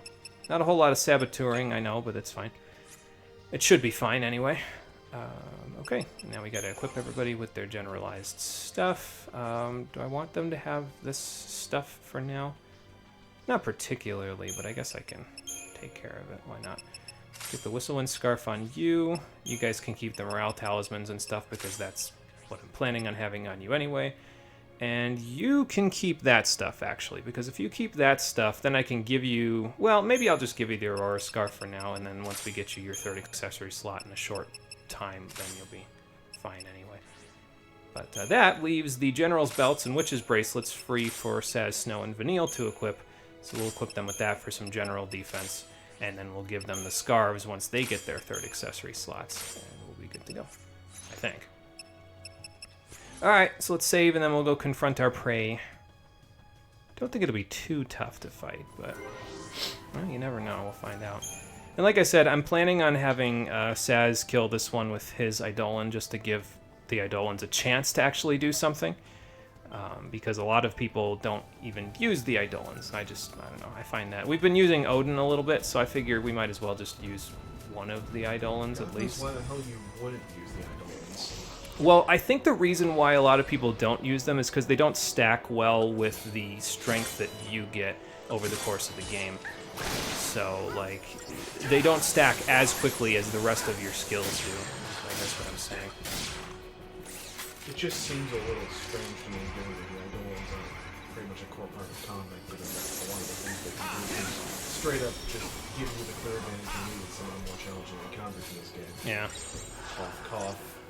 See if we can get Deprotect and maybe Imperil. I don't think we need it that badly. This guy's weak to electricity.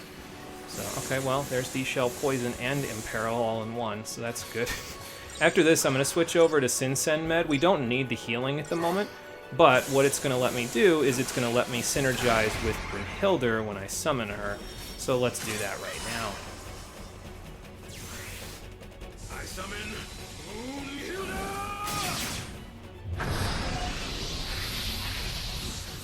Saz has got that Yu-Gi-Oh! Shtick to him, doesn't he?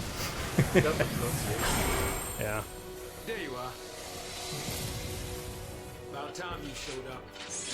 Alright, so now let's do this. So here's what you can do. Brunhilde normally is Fire Elemental, but if you give her and Thunder, she becomes Electric, well, Thunder Elemental, which is kind of ridiculous. It makes things a lot easier to deal with. Alright, so now let's do a little bit of this, just to stabilize the gauge a little bit, and I guess I'll go Gestalt mode, or never mind, I won't because she killed him too quickly. Well, I guess that counts as a kill, so good for me. It's only 3 stars, but that's because we didn't get a preemptive strike. I'm not particularly concerned with 5-starring the missions. I hope that's okay with everybody, because the reward that you get is the exact same whether you 3-star, 1-star, 0-star, 4-star, 2-star, 5-star, whatever you have. You'll get the same reward for it. You can also repeat missions in order to get other rewards, but the secondary rewards are usually just a bunch of junk items, with some exceptions. Some of them are actually worth a decent chunk of money. The energy sash isn't too bad at the moment anyway, because it's, well, pretty solid in terms of what it does. It gives you TP every time you kill an enemy, a small amount, but it lets you do a whole bunch of summoning, so that's not terrible. This is Grand Pulse. Just let everybody say their piece, I guess, before we go do this. By the way, the turtles that are smaller like that, that don't have the plating, the metal plating on the back, are the babies. They're a little easier to kill, but Not by much. Not at the moment. They've only got almost 1 million HP. Anyway, here's mission 2, Goodwill Hunting. Against Uridimu. Time runs short. Today's the day I put an end to that troublesome Uridimu. Problem, I fear, will be the pack of loyal Gorgonopsids. The master alone is a worthy enough foe. Must I face the hounds as well? Alas, if it must be so, so be it. Now we can go fight this one. We got about 1,000 CP for fighting the Ecto Pudding. And again, we can re-challenge him if I'm concerned about the 3-star that we got, but I'm not really concerned about it. The thing about the CP that you get in this game is that you get the same amount no matter what you get for rankings on the mission, so it's really just a completion matter. It's like, okay, well, do you care that you got this? No, I don't. So, okay, fine, you're good. Don't worry about it then. Let's see. The thing that I find to be amusing It's about TP 13, charge, right? and I Yeah. think it's part of the reason why when I played 13, after I beat it, I later down the line would play Xenoblade X, as I mentioned earlier. I think one of the things that fascinates me about the wildlife in this game is that there's two very distinct experiences with these two games, which is you're walking around on the plains of Final Fantasy 13, and you see a giant fucking turtle. And then you fight the turtle, and the turtle fucking kills you. Well, yeah, because why would you fight a giant turtle? That doesn't seem particularly healthy when you're at most 6'4". Correct. Whereas in Xenoblade X, you go out into the Plain of Wilds, you get your mech out, you drive around, you fly around with the nice music, and then you get chased down by a 100-meter tall turtle with razor-sharp teeth that shoots Godzilla fire for half the map. All the while screaming because it's level 90 and you're level 10. Fun. Getting chased around by giant monsters is one of the appeals of Xenoblade X, I swear. You look over the horizon, you see something like, there's no way I can fight that, and then a level pops up over its head, and it's like, oh no. Okay, so no. for the next one, I actually want Hope to be the one to summon. So let me... Yeah, I do want Hope to be the one to summon, because it'll actually let him use the fancy new guy that he just got, so we might as well do that. Give you the Whistlewind Scarf, you can keep the Blessed Talisman. Fang, you can keep the Aurora Scarf, and then Lightning, you can have the other Aurora Scarf. And there we go. Don't need the generalized stuff, because if I need a Sentinel, well, we've got Fang to do that, but we've also got, well, Alexander, who can also do that. He's kind of a Sentinel in his own right. So, we'll go do that in a second. Let's just make sure I'm going in the right direction first. Okay, yeah, I am. Good. And the Gorgonopsids are all over the place here as well, so random packs will just be wandering around and you may just run into them. And if that's the case, I mean, you know, that's fine, just fight them. What's the worst that could happen, right? You get destroyed by them. You can just retry. Here's an inactive Seath Stone. We can't do anything about that at the moment, but they do pop up after you do certain missions, so, well, okay. I didn't mean to jump up here, but, I mean, sure, since the treasure chest is right here, and these guys are... We need to fight them anyway. I might as well, I guess, you know. Rongda! These guys aren't particularly weak to any magic, so it might be better to just go to aggression, because that'll let us kill them a little bit faster, but, you know. Here's a new plan. It would be nice if we had a level 3 spell like they did, but, you know, not always the... Oh my god. Combat Clinic? I guess I'm gonna auto-heal then. Okay, that's enough of that. And then maybe we Delta attack, actually, since they're kicking my ass. Alright, anyway, off we go. Now that they're all together, it should be a little easier to deal some damage to them. Again, probably not going to get a great ranking at this point, but it's okay.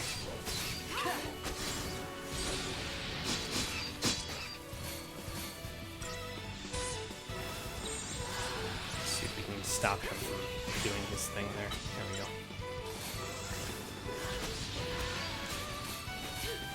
I might go back over to Relentless Assault, actually, just to kind of focus on one at a time, because if we do it this way, it won't really go as fast, I don't think. I don't know what target times are at this point. I'm just kind of winging it. I don't remember a whole lot of the actual fighting that I did here, if I'm honest. Just because it, I don't know. Maybe it's just because I was one of those people I mentioned previously where it was like, hey, so, you know, some people just wander off into the wilds and they just go fight, like, this one type of battle instead of actually doing anything productive and just exploring around. Oh, they summoned a Gorgonopsid. Okay, that's fine. So I guess get rid of the Rongas first, and then we can get rid of the Gorgonopsids after that. There we go. Plus Fang's kind of got the Gorgonopsid on lock with challenge, so.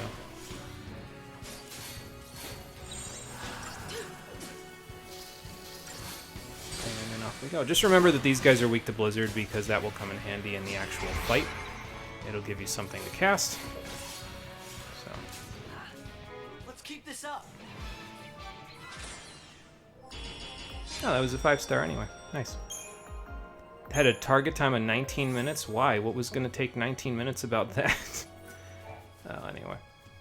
There's, I think, about 30 treasures to find all over the Archaeal Steppes, so if you find them, cool. If you don't, well, it's not a huge loss, but it would probably help you to look a little harder. Alright, Gorgonopsids, let's see if we can do this. It'll give us good practice for the next part when we actually fight. I think there's like 3 or 4 Gorgonopsids with the Uridimu, so... But as we know, they're weak to Blizzard, so... Let's see if I can get this one real quick before he loses his thing. Okay, we got 1. So we got 2 out of 3 at least, just from doing this.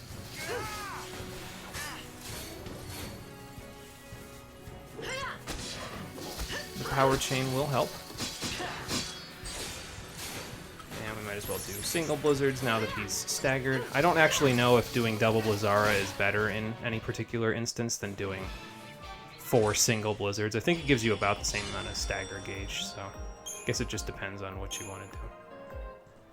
Now I just have to remember once we get a little closer to our goal here, to our prey, that I need to use the... I think we have an Aether Soul, right? Yeah, we do. Okay, so I probably will need to use that in order to get these guys, because there they are right there. I guess we can fight these Gorgonopsids and maybe have enough at that point, but we'll see. As long as the warning symbol doesn't show up with the big tortoise at the same time, I think we'll be okay.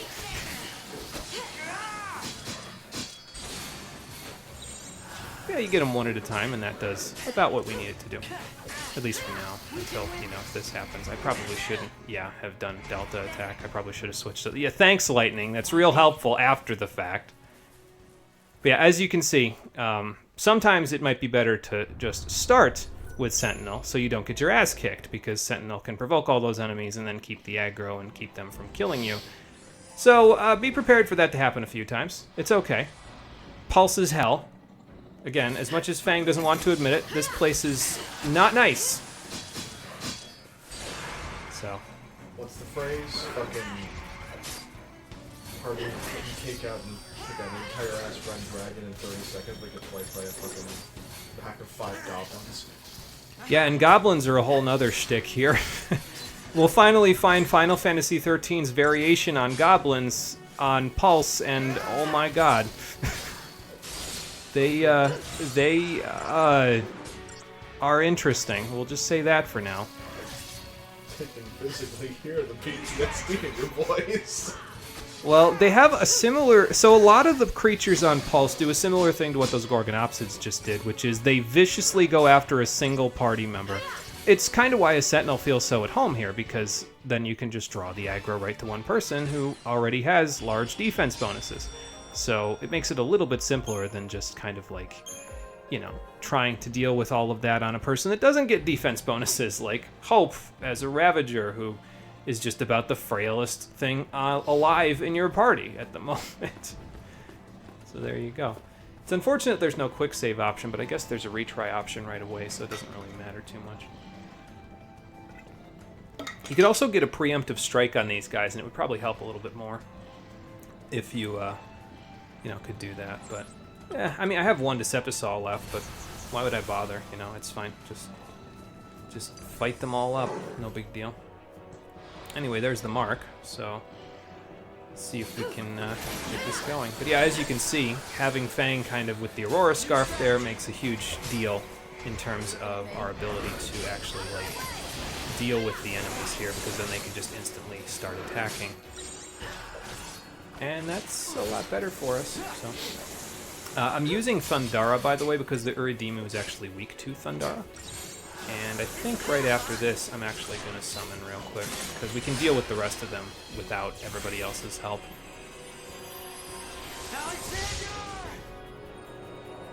Oh no, my party members are going to summon to fight back.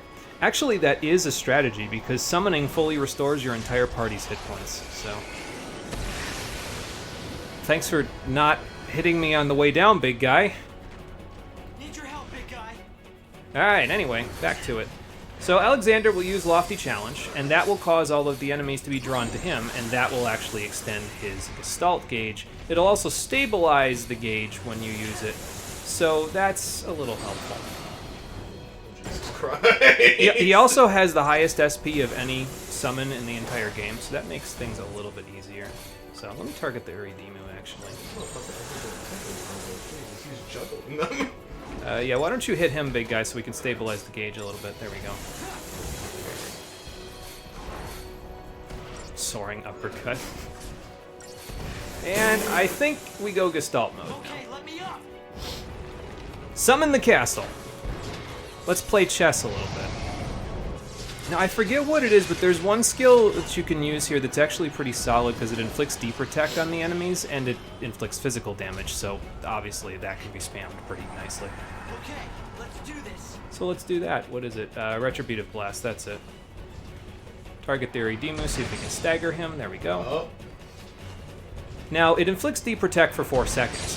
The thing that Divine Judgment does is if they are inflicted with Deep Protect or D-Shell, it inflicts double damage. If they are weak to an element, it also inflicts double damage. And it stacks. So, goodbye. See you next time. And off he goes back to the stratosphere. You did not need to do that dog that dirty, bro. Nope, but it did it anyway, and we got almost 3,000 CP for doing that. And again, you can repeat these missions, so if you're worried about your CP, just do the missions again. You don't get good rewards for it, though, so it's not good for Gil, unfortunately. We do get a Koboltite for beating this one, which you can use to upgrade a couple of other accessories and a couple of other weapons later if you want to use them, but I don't really need it for anything. Well, I shouldn't say that, because basically you get a ring in this area that lets you resist Earth, and you can use that ring to fight the tortoises because they use Earth Elemental physical damage. So it's like a combination of physical and Earth Elemental damage. So if you stack physical resistance with Earth resistance, you can actually fight them relatively toe-to-toe without getting absolutely murdered when you get up to about, 10,000 or so HP. Not before. When you're not made of... Yeah, when we're not made of paper mache.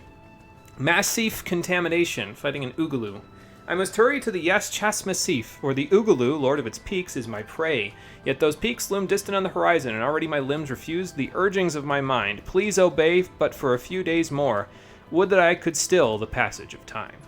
A lot of fluff that these guys talk, but I mean, I guess they had nothing else to do other than soliloquize while they're slowly turning into zombies. So, anyway, that one is going to take us back in the direction that we came from when we were fighting Alexander. We have to go all the way back this way because the Yas-Chas Massif was the original area where we were, well, fighting in. So, by the way, while I'm walking around here, I'm going to go over to the save point. Hopefully the Svarog, which is the pterodactyl thing, doesn't just absolutely swoop down and murder me, because that would be kind of not good. That's the Adamantulid, by the way, which is the tortoise that's currently wanting my bacon there. That was why the screen went all battle caution. But what was I saying? Well, we don't want to fight the Svarog. There's a Svarog. He's probably looking for lunch right now, so we're just going to give him a wide berth. But, yeah, okay, so if you went after that chest over there, then you'd probably have to fight the Svarog. I would not recommend fighting that until Fang gets access to the Pain spell through her Saboteur, which means it's going to be a little while before we do that. But, yeah, I don't remember what I was saying, unfortunately. Oh, well. Couldn't have been that important. If it is, it'll come back to me. My constant yawning distracted you. No, I don't know about that. I think it was me trying not to get eaten. Oh, that Zephyr ring that we got, by the way, it reduces the damage that you take from wind spells, which I guess can be nice against the Rongdas around here, but I don't know if it's worth an accessory slot to do. Like, you might as well just use a...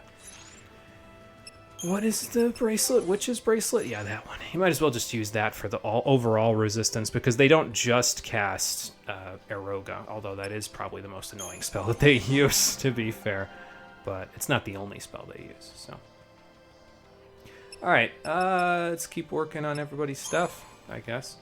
You're gonna not quite have this accessory because you need 12,000 to get it, but then you can equip everything. And then everybody's gonna trail behind you. But once we get all 3 accessories, which we should get before we leave the Yaschas Massif again, because there's several missions that take place in there, and that should get us quite a bit of CP. So...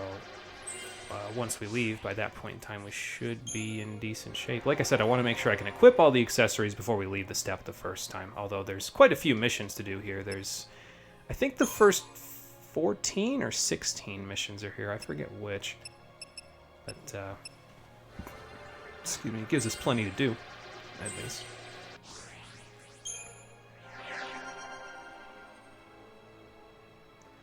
Alright, and you were working here. We should have enough to get you 2. I would like Life Siphon, but I can come back for it. I'm not that concerned about it. Alright, Snow, yours was in Ravager, so let's keep that going. Let's see, 6,000 for the next one. Aurora wouldn't be bad for him either, nor would Fear Siphon.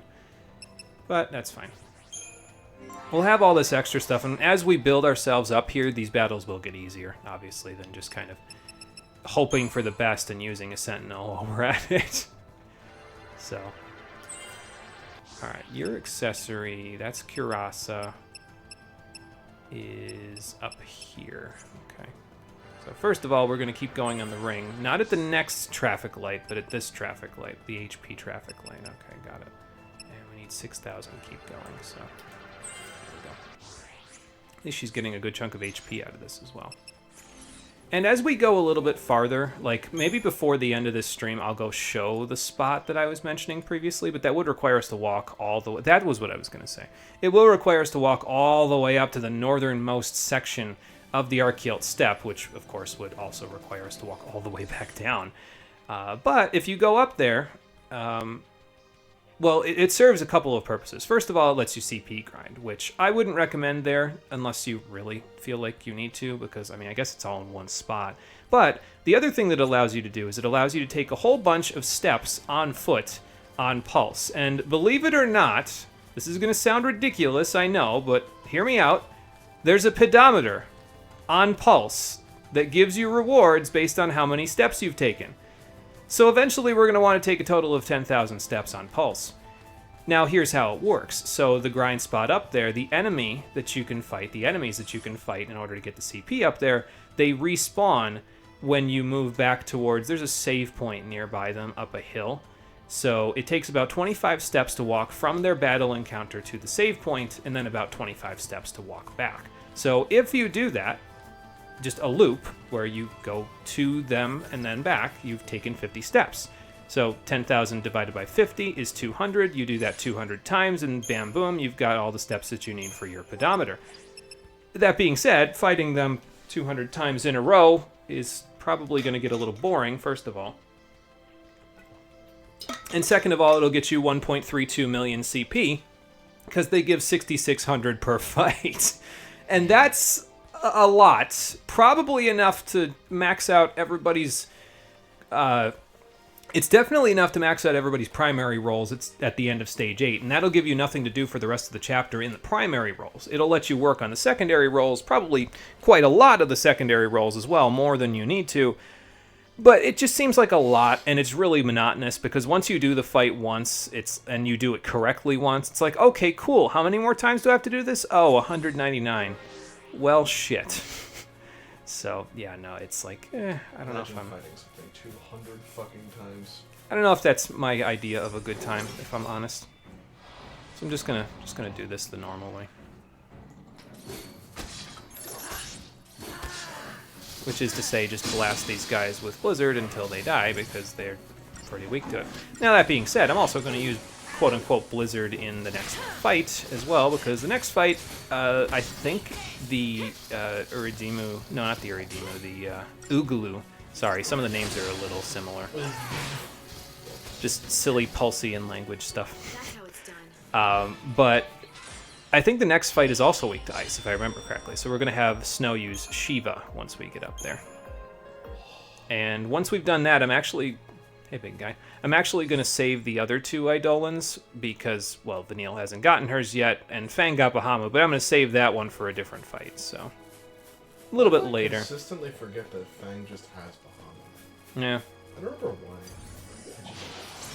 It's probably because, like, whenever you'd play this game, and you always got further than me, to the point where after you had that Eidolons, he's never used Yeah. Well, like I said, the problem I think with Eidolons is that the escalation of their power isn't quite as steep as the escalation of your party's power. So, like, what I mean by that is, like, they get to the point where eventually, like, if you max out Odin, right, and you have him use Zantetsuken, he can kill an enemy from 1.6 million HP to 0 with Zantetsuken. Sounds amazing, right? But then you have to remember the fact that when he's maxed out, you'll be mostly hitting the damage cap of 99,999 pretty quickly, because in this game, that's the damage cap. Normally, you're capped at 9,999, so being able to hit for 1.6 million damage in a single swing sounds incredible, but then you remember, oh yeah, right, I can hit for way more than 9,999 in this game specifically, and it sort of loses its luster, because if you think about it, it's like 1.6 million damage, that's cool, but if you're doing 100,000 damage a hit, that's only 16 hits, which your party's doing 12 of per turn. So that's like 1 1/3 turns. Doesn't really have as much luster now, unfortunately. So, like I said, your party escalates in power really quickly, whereas the Eidolons escalate in power a bit, but not quite as steeply as your party, so sometimes it just feels like it isn't quite as effective. It sounds like the Eidolons are made to sort of bridge the gap between party and enemy power. Yeah. Because enemy power, at least early, is crazy. They can just fucking kill you. You get into an encounter, and even though your party would be perfectly well prepared, all it takes is 1 or 2 offhanded status effects, and the enemies just turn you to dust. Or they could just all gang up on Hope while he's your party leader. Yeah. And that is an actually a good point, because here's the thing about Eidolons, they shine a lot more when you're in the process of being low level. So, like, if you're doing a challenge run where you're at a lower level, like one of the challenge runs that a lot of people do, if they're working on challenge runs for this one of the first ones that they do is 1 stage behind, which has you basically doing 1 stage back from what the game gives you in terms of the Crystarium. So, like, right now we're on stage 8. If you were doing 1 stage behind, you wouldn't be able to go past stage 7 to get all these sweet goodies up here. And that leaves you pretty ineffective in battle. Like, you'd be maxed out at about what Lightning's at now, even less because we've already worked on Ravager a little bit for her, so you'd be at about 200 strength, 200 magic. The Eidolons are a lot stronger than that. Odin, in the last chapter, had 407 strength. So obviously that gives him a little bit more strength than what you have available, and that makes them more valuable.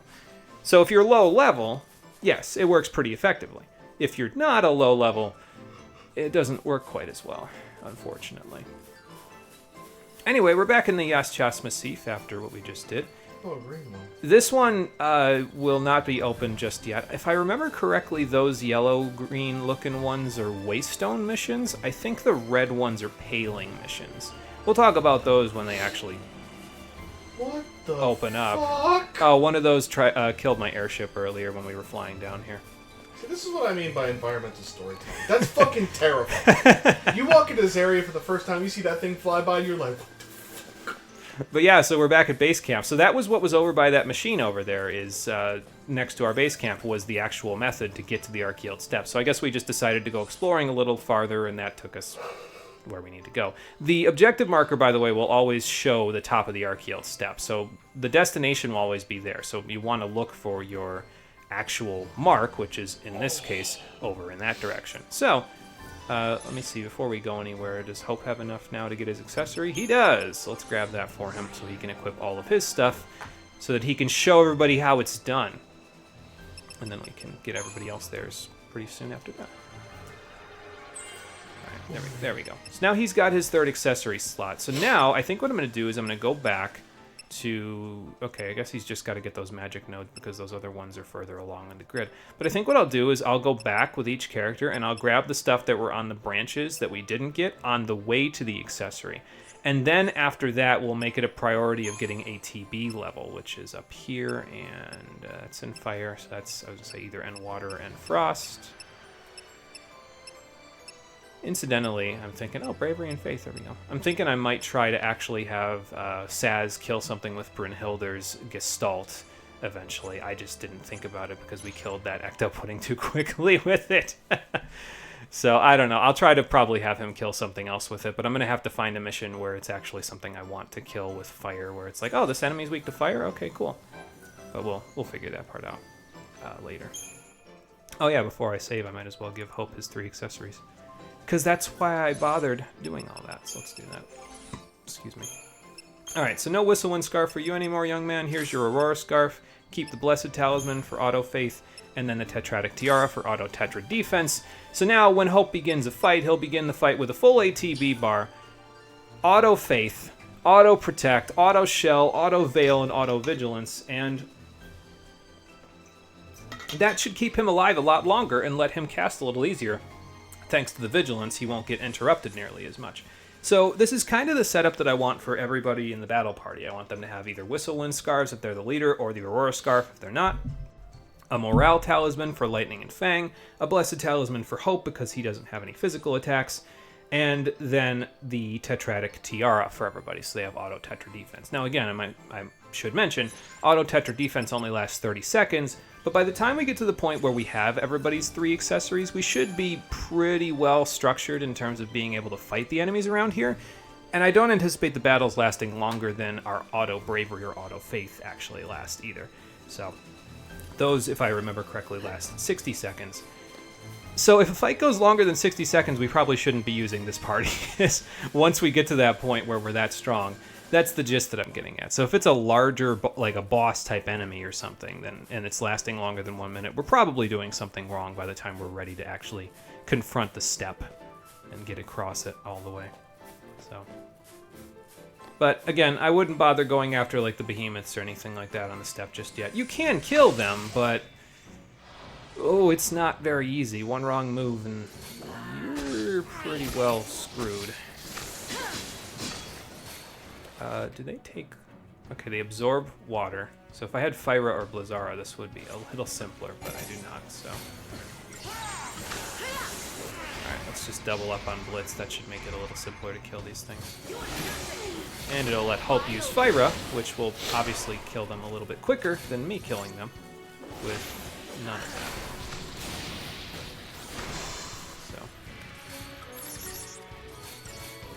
But yeah, see how his Tetra defense is already running out? Let's check our results screen so we can see how long the battle lasted.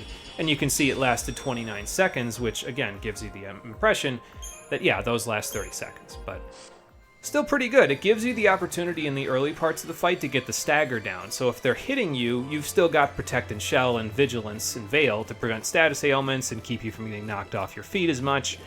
So that makes it a little easier to get that part set up. If you get the stagger within 30 seconds, it doesn't matter if it falls off, because then it's done. You don't need to worry about it. You know? Plus, Hope will just tank all of the hits that he takes with his face now without even really worrying about them. As you can see, he hasn't even flinched yet from them doing what they did, so that's cool. I should probably be using Flame Strike with Lightning, but she doesn't have that, so I guess we'll just keep this up.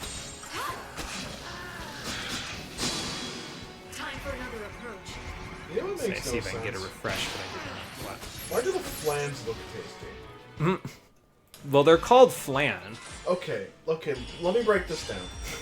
Why do the slimes look tasty? What natural benefit does it cause for them to look more appetizing? Maybe they're poisonous. Maybe. But if a fucking Adamantoise rolls up on you and eats one of you, I guarantee you that thing has an iron stomach. Your evolutionary thing that makes it easier for you to devour prey because you're a poison, tasty-looking flan. Listen, what fucking animal is gonna look at that and be like, that's tasty? We have 6 billion lions. They have 32.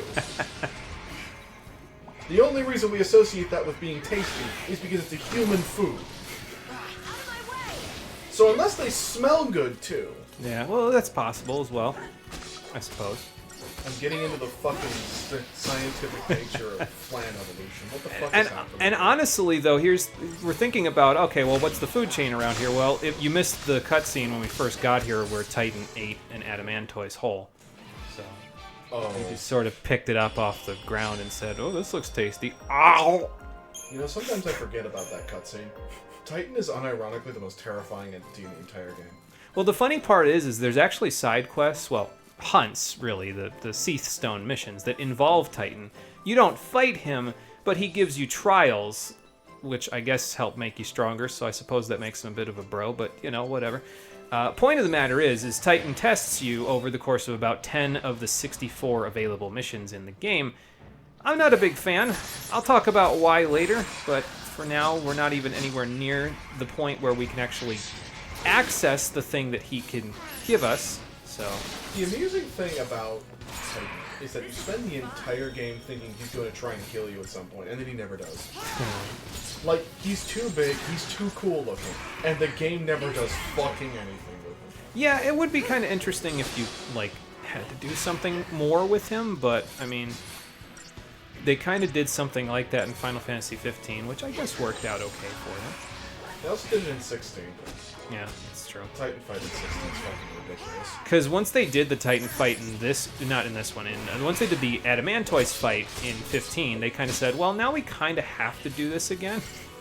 So. That was probably my favorite what the fuck on the entire game. Like, even across all the plots, all the DLCs, that's what got me. And let's not forget as well, you fought Titan in 15, and he was a towering monstrosity in that one as well. So, like, I mean, I guess it gives that whole vibe of, okay, he's called Titan, like, of course, we kind of have to. I think the thing that makes the Adamantoise fight different is that when you're fighting Titan, you're fighting him at waist level. Yeah.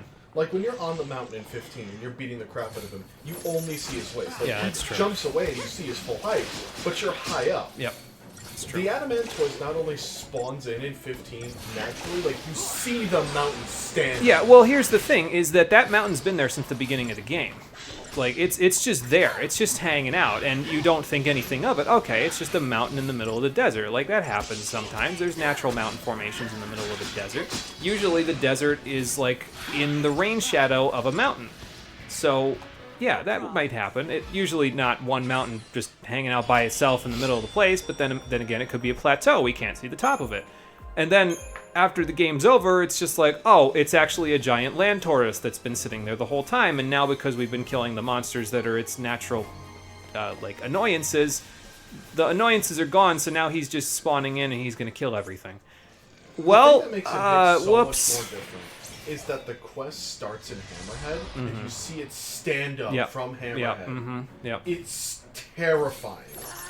Because you as a player at the time aren't thinking, oh, all these NPCs are invincible. No, you're thinking a fucking 100-meter tall tortoise just stood up within throwing distance of the place that I have been going to for the entire game to rest. Yeah, pretty much.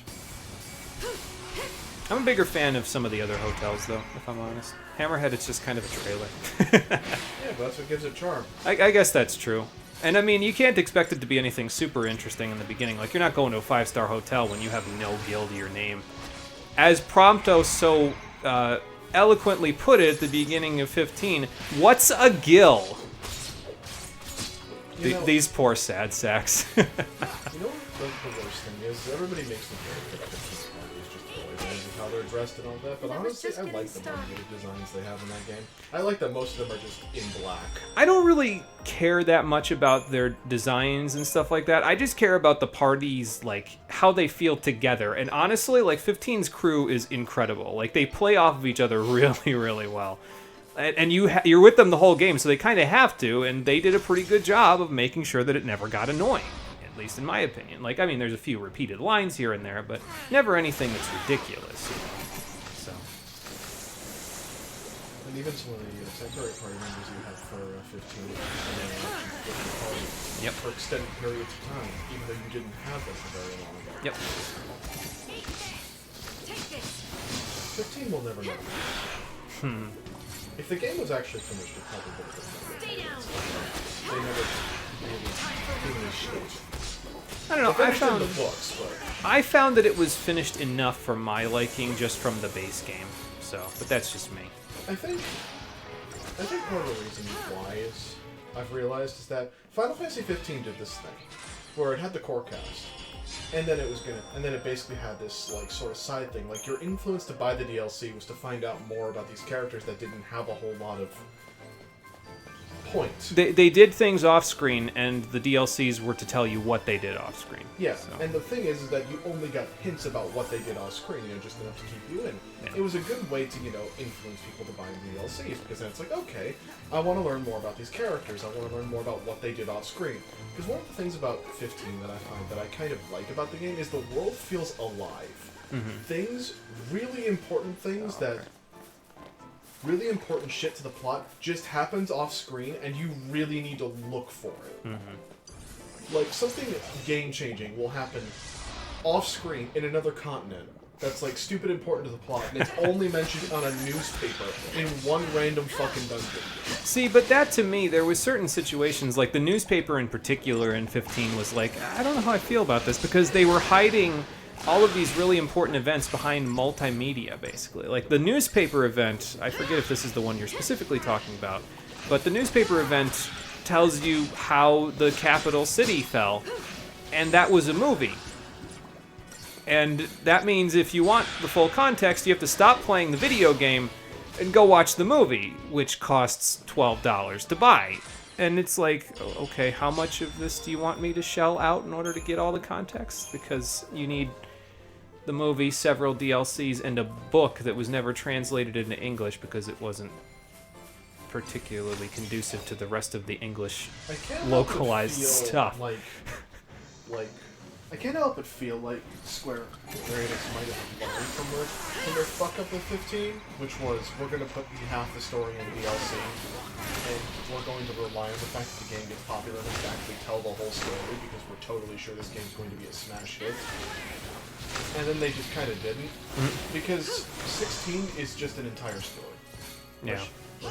16 is just an entire story. Like there's no bullshit. It has the whole plot in the game.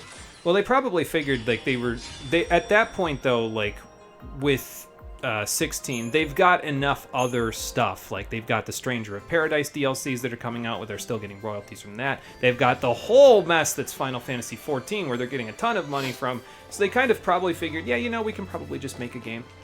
As somebody who plays 14 is a goddamn money printer. It really does print money for them. There's so much merchandise and so much money that they make from just the other stuff. Like, the servers obviously take a lot to keep up, but, like, they make that money. Don't even question that much. Not even worth questioning that, because of course they do. Okay, here we go. Now we're in the Yas Chess Massif. Yas Chess Massif.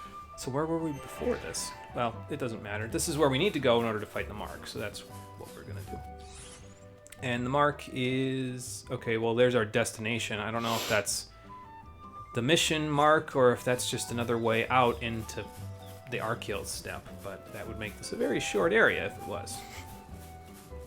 Oh, I should mention also, the destination marker might be hinting at the optional cutscenes that are available. There are 2 missable optional cutscenes that are available here on Pulse, where you have to access them before you go to the northernmost part, of the Archeal Steppe, otherwise you miss out on them.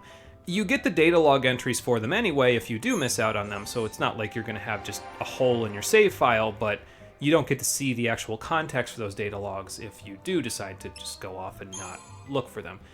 You just end up having to, well, I guess, look it up, so... Alright, so you can get 1. And that's the problem, right, is all those battles we just did only gets you 1 thing. So it's a little upsetting, obviously, but it's fine. We'll get more CP as we go. And again, right now we're not at the, late stages of this chapter, or the late stages of this section of the chapter, where we can just pool a whole ton of CP together without really having to worry too much about it. But we'll get there. So, and I'm kind of skipping over a bunch of stuff in order to get the accessories anyway, so like it's partially my fault, to be fair. So that's not the right one. You were in medic. There we go. All right, you have enough to get one of these because these are 6,000 each, right? Yeah. Okay, so we'll get you the next one after. What you got, lint? No, just fuzzies. Oh, okay. Socks are really, like, fuzzy, prone. To use a word I just made. Fuzz prone? Fuzz prone. Yours was in Ravager. Sorry, I have to keep telling myself which ones are which here because I'll forget if I don't. Alright, that's a 6,000 as well, so off we go. And you are 8. Oh, good. Now they're 8,000. 8, 16, 24, 32, 42, 52,000 CP to get your accessory. But honestly, it's a lot, but we'll probably, once he has all 52,000 of that, everybody else will probably have access to their accessories as well by that point, so then we should be good. Like Vanille, 6, 12, 18, 26, 34. Yeah, so she'll even get it before Snow does. Can't go any further. Alright. Gotta stop myself. We have all that CP, and it looks like a lot after the first 7 stages, but it's not as much as it looks like. I find, speaking of which, I was talking about going to those 1 of 3 different grind spots that people usually go to in order to efficiently get CP together before they move on. And I find that I think one of the reasons why that happens is for a similar reason than how I feel about, like, just getting here. Sometimes just getting here is overwhelming, getting to Pulse, because you've been so on rails for a lot of the game that you don't really have the support network to know, like, okay, well, this is what I should do. Okay, you absorb wind, that's good. So you don't really have the support network to be like, oh yeah, so I know exactly what to do when presented with all of these options. When you're suddenly given options after you've been on rails for so long, it's sort of like, holy crap, what am I supposed to do here? See, it's kind of brilliant in a really weird kind of semi-asshole way, because you're just as confused as a player as the people are in-game. Yeah. Suddenly, the world has opened up. You are no longer in the city. You are no longer... And you're no longer on the run. Guided by roads. Yeah, and you're no longer on the run either, so you don't have to worry about that part. But I guess the best analog I can give, and it's going to sound like I'm making this political, but the best analog that I can give is it's like when people get released from prison. Oh, here he comes. When people get released from prison, they don't have a support network often, unless they've created a support network from the groups that they knew before they went to prison. I know this little trick. You can actually get a preemptive strike on him by walking back to this rock, and then when he turns around, you can walk up behind him and do it. So as a result of that, time to switch the battle team around again. And do more paradigms. Yeah. Why don't they just remember them for me? I would much prefer that. Okay, so we'll see if we can get a preemptive strike on him. I don't know that we will, but worst comes to worst, we'll try. That's the point. Actually, I'm going to leave you with Ravager, because then you can build the gauge a little bit easier if we do it that way. Sen, or actually probably Sen, Rav, Sab. And then Sen, Rav. We'll put this down here. And then Sen, Comrade. Yeah, that works. I won't be doing a whole lot of playing the video game if I'm playing Sentinel on 4 of the roles, but to be fair, I shouldn't really need anything other than Aggression and Relentless Assault once we get Shiva into the game, so that should be fine. Alright, everybody's got their stuff. This is why I equipped each party with accessories, by the way, so that way, even though we have to switch around paradigms every time, we don't also have to switch around their equipment every single time.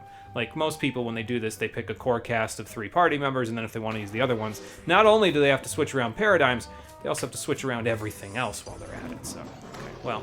Fuck it. I didn't move fast enough, so we'll just do this the normal way. And by that, I mean I probably should have frost struck him so I could get out of the way a little bit easier, but, you know. Let's see. I'll just do this again one more time. And then we'll switch to Delta attack. I'll tank it up for a second.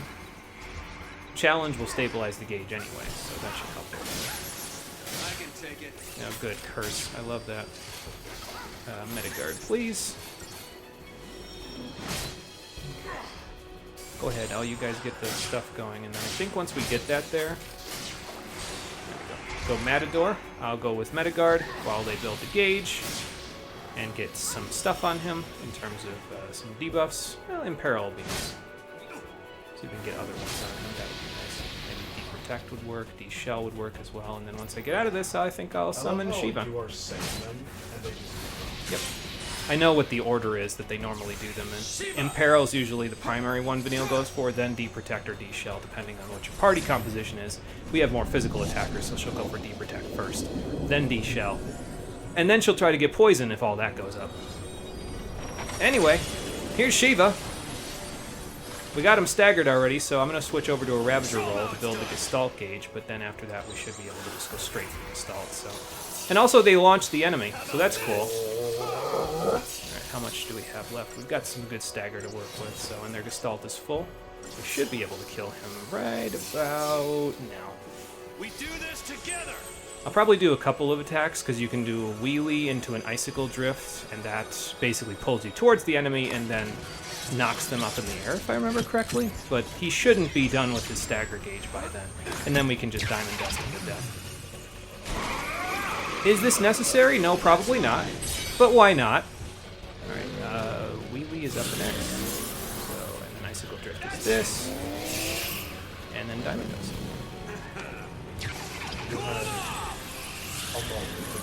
Yeah, I had enough time. It's fine. It was a level 3 as well, so it'll knock them all the way up to 999%. And by the way, the summons can break the 99,999 damage cap. So that's also interesting, because it's the only way you can do that normally, at least at this point, unless you get an accessory that allows you to break it. And you can't get those accessories until much later in this chapter, so... And by much later, I mean much later, like to the point where you basically need to be post-game ready in order to do it, so... But, again, just using the summons will sometimes help you work your way through the enemies that you're trying to fight, and it will make it a little simpler than, well, you know, just kind of trying to do it normally. We could have done it normally, but why would I? Okay, so that should be our next mission right there. There's an optional destination. Wow. The thing that I find to be amusing about this game is that realistically, this game doesn't really have chapters. Like, it has chapters for story's sake, but this game is very much broken up into 3 separate parts. Mm-hmm. Before you go to Pulse, Pulse, after Pulse. So we're kind of in the second third of the game at the moment, and what I usually do with splitting up the game is I split it up based on how many party members they normally allow you to have. When they normally only let you have 2 party members, that's the first third of the game, and that's the first 8 chapters. Chapters 9 through the first half of Chapter 11 is the second third, and then the end of all the way the rest of Chapter 11 and Chapters 12 and 13 is the last third, at least in my opinion. But it depends, you know what I mean? Like, you can split it up any old way you want. It doesn't really matter, but that's the way that I usually split it. So, all right, back to this again. All right, switch this around. Com Rav. Yep, leave that the way it is. Combat Clinic can go all the way down here, and then we have.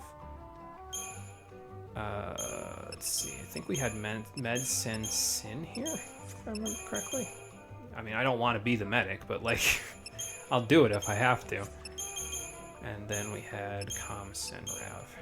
Not really using Fang for her debuffs at the moment, but I think actually that was what this was, honestly. I think this was, like, Rav Sab Rav, if I remember correctly. I didn't even use... So you either end up using Fang for...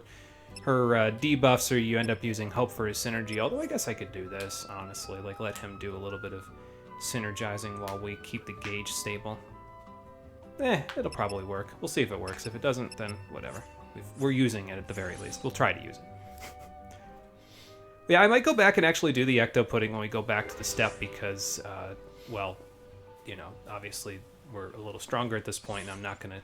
If I'm not going to summon Brynhildr to do it, then it'll make it a little simpler for me to get the 5-star, because I can just kill him almost immediately by knowing that he's weak to electricity. Oh. Hi. Well, okay. Jesus Christ, the plants are coming alive trying to murder me now. Feed Seymour. Yeah, that. So these are Raffalesias, if I remember right. Oh no, those are their cousins. These are Trigids. Probably weak to fire, if I had to guess. They're like the vested soldiers, basically, so... What do we got? Let's see here. We don't even know. Alright, that's fine. It's been attacked. Did that inflict? Okay, it inflicted deep protective poison, so I guess that's no good, but, you know, we can handle it. Don't think we need a sentinel for this part. He absorbs something. Water. Yeah, I guess that makes sense. Probably fire. Of water. He absorbed water. That meant what we're weak to. Oh, Fire. okay. 635. Yeah, it's doing more damage than thunder, so... Yeah. Yep. I guess it makes sense. They are plants, after all. So that means fire is probably our most effective staggering method. As I get slam jammed, but that's okay. Bye. I probably ironically realized something though on the subject of hunger. Right. I should start doing more meal prep than just the burritos. Hmm. So for the reference of the stream, I've been recently... I've recently been making my breakfast ahead of time on a day. And it's been really nice, you know, I've been able to get more vegetables in my diet and some such, but I'm starting to wonder if I should just start doing that for lunch. Sometimes it's helpful. Don't have to cook as much. Just need to find out Something on I can your eat for lunch mind? consistently. Oh, yeah. I was just thinking. Thinking about the fact that I can summon a Complicated? transformer now. I was just taking it all in. Yeah, that makes sense. God, this game's really Trees. pretty. The sunlight, the smells. When I was on Cocoon, I never dreamed a place like this could even exist. I mean, we did have a few parks. But now, here I am, on Pulse. Then again, Hope doesn't strike me as the kind of individual that would I make a hadn't day gone to trip those to the Sunless fireworks. Waterscape. If I hadn't been sitting in that same train car during the Purge. If I hadn't been exploited by my I theocratic never government, had a chance to see this. I'd never be in hell right now. Yay! He's coping. No. I guess. Sure you would have wound up here. Don't you remember you promised me? You promised me that we'd come and see Grand Pulse together. And then our party got split up. Really? When did I do that? Oh, Hope, that's the wrong thing to say. I don't know. How about another lifetime? Probably feels like that long ago. What does that even mean? I'll tell you when you're older. I've told so many lies. It's all a blur. Well, you know, sometimes you have to lie about stuff to keep yourself going because you're afraid. You would know since you just had a minor hiccup in your character development like so they don't get hurt. 2 hours ago. Sometimes Minor is an understatement. even the things that Yeah. everyone in the whole world thinks are true turn out to be lies. At the end of the day, though, it's not the lie that matters, but what you do after you tell it. Work hard enough, and you can make it true. I don't know if that's the right lesson to be teaching Maybe Vanille, we both forgot. but Maybe we did promise to see Grand Pulse together. And Cocoon.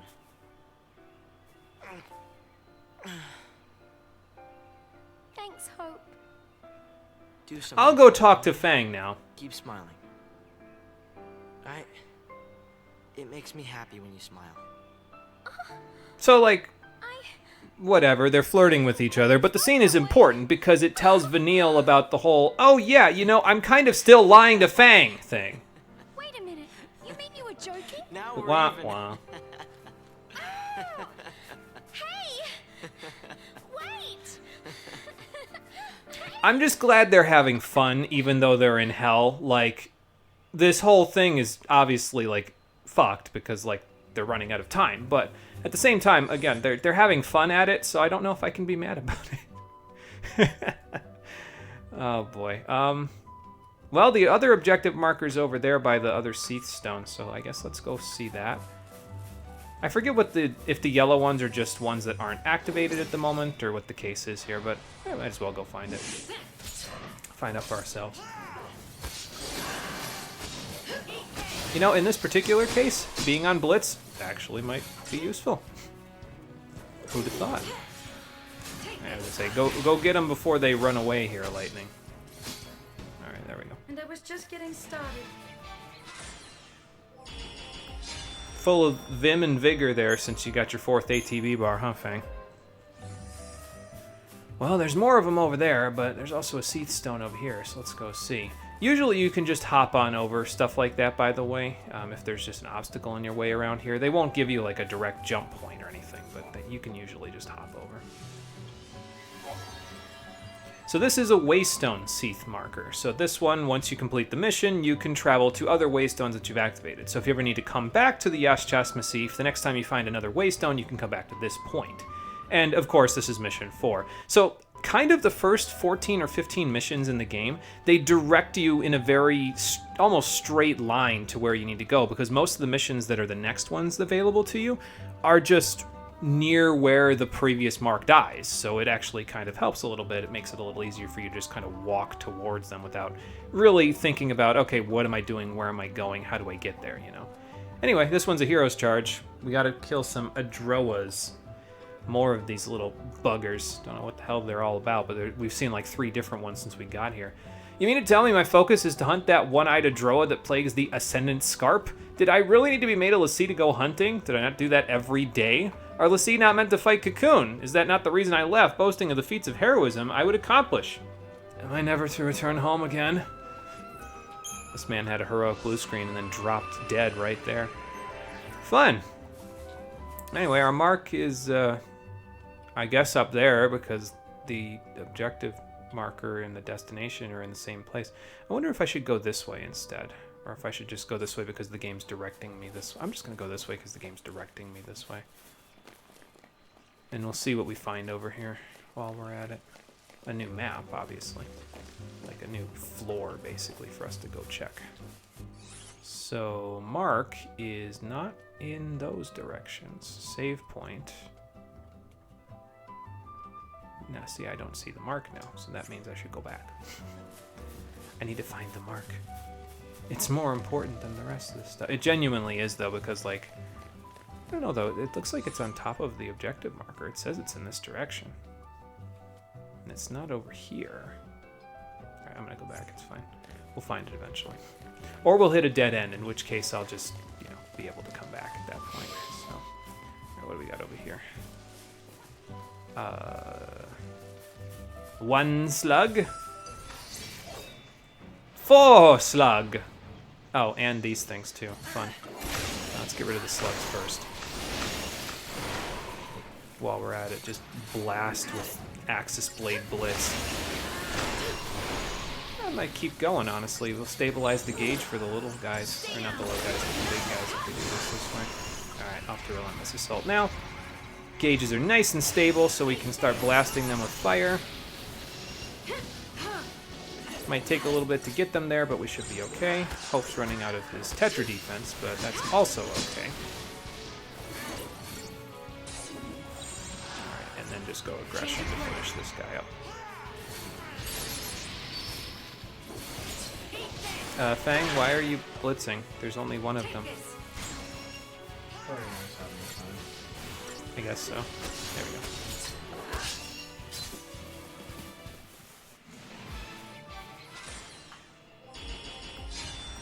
Yeah, 2,000 CP from that one fight, so that's not terrible.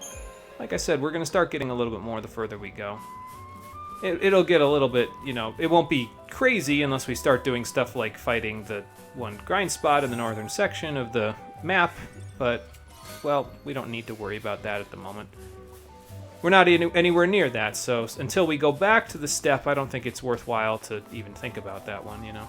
It's like, well, I'll just focus on the things in front of me, right? Like jumping 20 feet in the air to clear that cliff. Of course. Naturally, that's just what lightning does. Alright, I'm gonna go back around. I've taken sufficient time away from my timeline. Ah, okay, fair enough. My sufficient pain. Well, okay. Cole had to get away from his computer because he had an art commission, so he had to stare at something else for a little bit. Goodbye! Alright, nothing over here. I do wonder if that's actually a Svarog or if it's just like a different wyvern enemy that's not nearly as difficult to kill. It would be, well, to coin a phrase, a pain to fight it without pain, but I don't know, maybe we'll be okay. Inflicting pain and fog can really turn the tide of certain battles here on Pulse, because some enemies only have physical attacks and some only have magic. So if you can inflict pain and fog, works pretty good. At the moment, I don't think we have pain on Fang, unfortunately, because we're working on accessories rather than, you know, the other stuff. So, alright, do you have enough to get this? You do. Let's go get it. Alright, there we go. And that's Flame Strikes, that's not the accessory, so 8, 16, 24, 34, 44,000 for Lightning to get her accessory. That's quite a bit, but we'll see if we can get there. You're probably at an 8,000 point at this stage, aren't you? Let's see. No, that's still 6, so okay, off we go. And then you need 8, 16, 26, 36. All right. So we're getting closer. Hope's already done with his 3 accessories, which should leave him in pretty decent shape compared to everybody else, at least for now. Let's see, I didn't quite get this, though. So let's finish that. Okay, and then we can switch him over to work on Synergist so he can work on ATB level instead. And I know that one's worth 4,000, so I can definitely go get those. So. And then, like I said, we'll fill in the gaps later. Once we get these, we'll be in much better shape, because having everybody having their ATB level, which will get them to 5 ATB, once we get Vanille's Eidolon anyway, we'll be at 5 ATB for everybody. And then having all 3 of their accessory slots will give us all of the base level non-stat and non-ability tools that we can use for the rest of the game, so that should help pretty good. Now, that being said, once you beat the game, you actually don't get to stage 10 of the Crystarium, the final stage of it, unless you beat the game first. Once you beat the game once, then you get access to stage 10, and that'll allow you to get a 4th accessory slot, a 6th ATB level, and a whole bunch of other very expensive nodes. So... but we won't have access to that ever, because we aren't gonna do post-game stuff. So, yeah, we won't really be needing that. Excuse me. But as a result, all I'm really concerned about is the 3 accessories and the 5 ATB bar. If we have that, then we're in great shape for the rest of the game, because then all the base level tools that we would be using, excuse me, in the battle system are just already done for us, you know. So.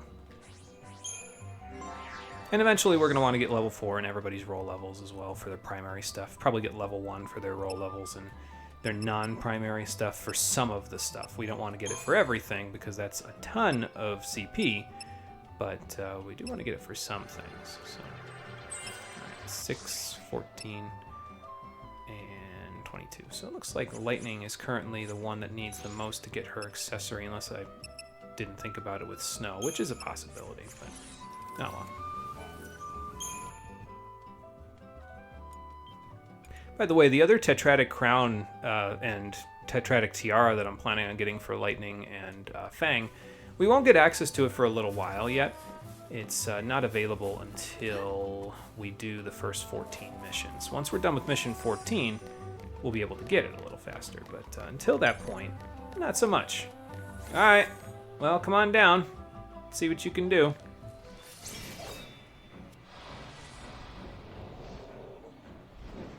I guess Libra, not 7, Libra is in order. Oh, it is a Svarog. Okay, well, this will be interesting.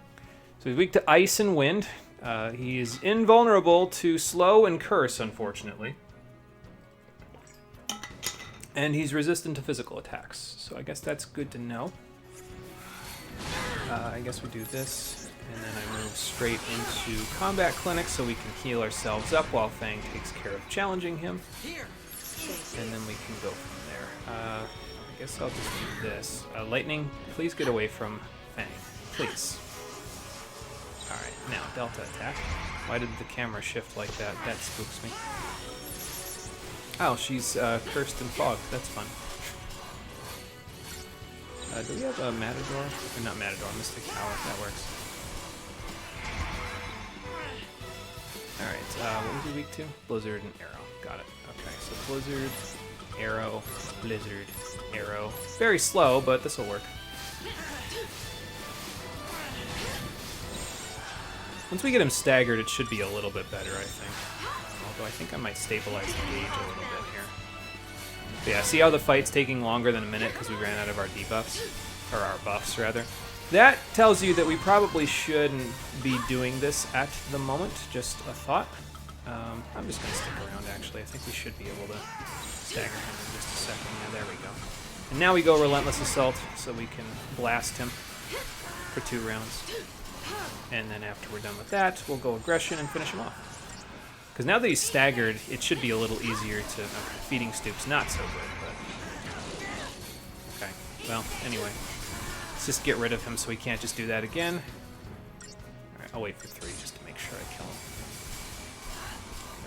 Sorry, Hope. But we got him, so that's the important part. That's a tough fight at this point.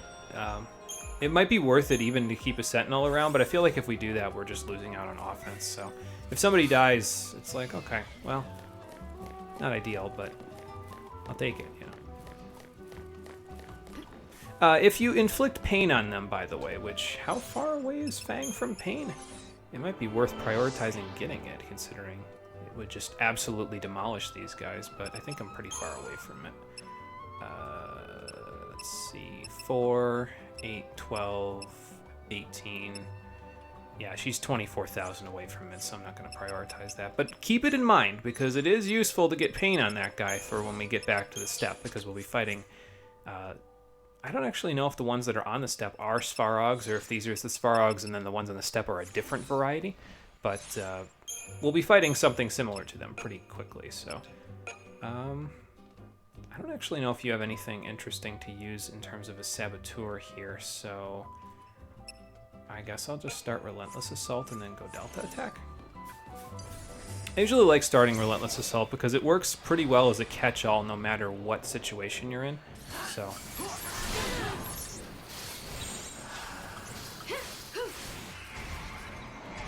That's usually why I prefer to use it, so... And Challenge is really good.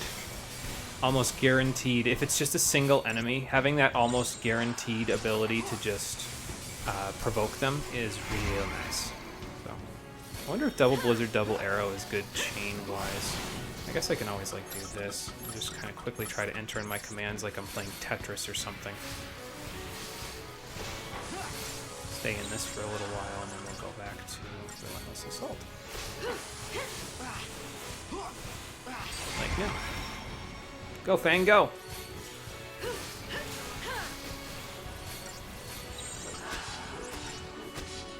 Should keep him off balance, though, because Fang will be attacking when they're not attacking, and then that should be good.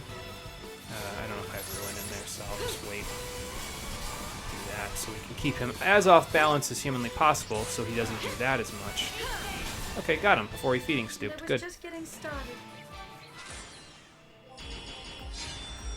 Yeah, 920 CP from that guy's not too bad for a fight like that. I mean, I guess it's almost a minute, so you could get more efficient, but I don't know. It's not terrible.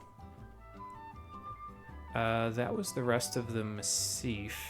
Still not seeing our mark at the moment, but I guess I don't mind going this way because it means I'll be able to, like, find other stuff, I guess. And there's another mission around here. I don't know if I like this gigantic flan around here, though. That looks like something I would not want to mess with at the moment. But we're going to find out if it is or isn't. Well, the preemptive strike will help.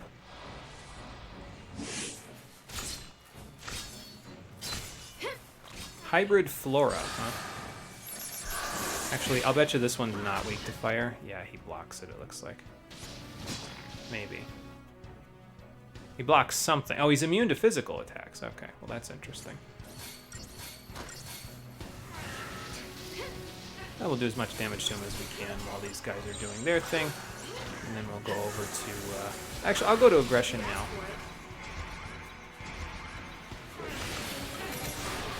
And I'll try to get some damage off on him. It's probably not ideal, to be honest, but that's right for his physical attack community. So, Fang, do you got those guys? Water gun. Ow. Okay, Combat Clinic it is. Thanks. I probably should have healed myself, honestly. Yeah, I think I'm gonna heal myself now.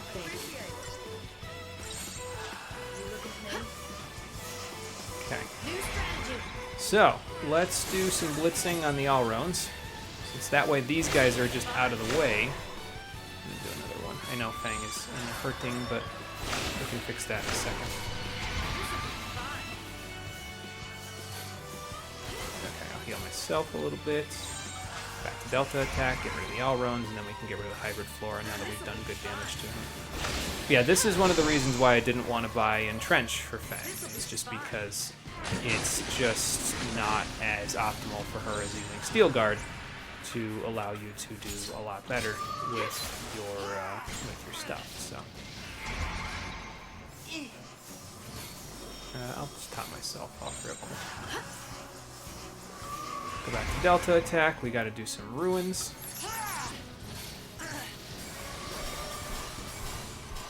And I'll do another round of them, and then we'll go back to Mystic Tower.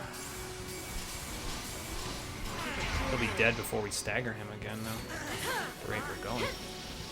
Well, maybe not.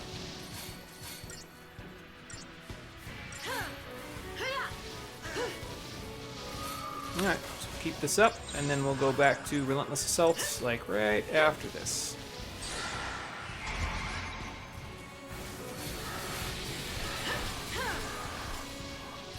So did we establish that's his weakness? It is, okay. And we can also use, whatchamacallit, a lightning get away from that. Okay.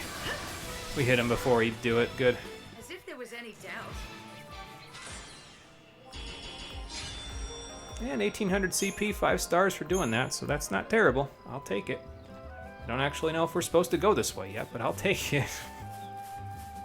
I don't know, I'm kind of, like I said, I kind of don't remember a lot of the stuff on Pulse. Like, I think I used a guide, if I remember correctly, to find all of the stuff that we were supposed to fight. This is going to definitely be Triffids and the big guy. Question is, how many Triffids? Okay, 2. Got it. Well, we're going to go straight to Delta attack as soon as this is over.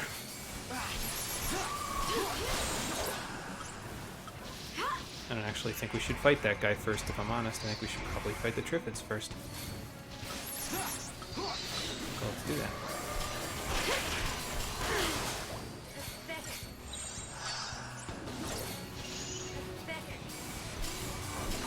Alright. Combat Clinic. Thanks. Heal myself, since, you know, probably worthwhile. Maybe top Hope off a little bit as well. He's not taking the damage currently, but he will eventually, so.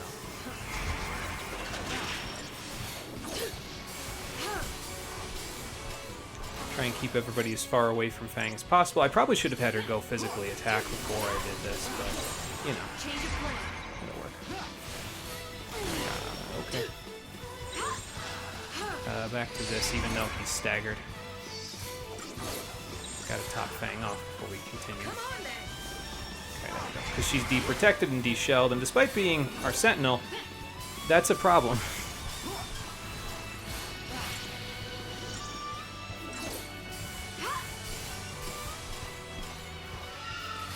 Oh, lightning, get away from that. We have 3. No, I'll go to Combat Clinic, actually. We might lose the stagger on the guy, but that's okay.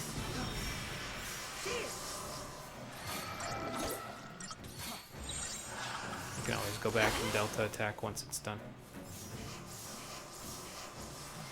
And the Asunas, I guess, are appreciated as well. I guess I could always have Lightning actually physically attack the guy if I want him to, if I want her to be away from this guy that's attacking me in the background. Oh, wait a second, he's been attacking me.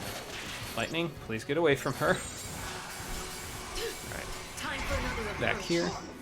I don't know, sometimes the fights are going to take a little while, I suppose, as you go further and further in here. So again, it gives you reason, I suppose, to say maybe I should just, you know, consider going and fighting that guy at the top of the step. I'm going to try not to, though. I'm resisting the temptation as much as possible. So, do I Combat Clinic or do I just Potion? I feel like I just Potion, honestly. Well, let me Ruin first to not lose this chain.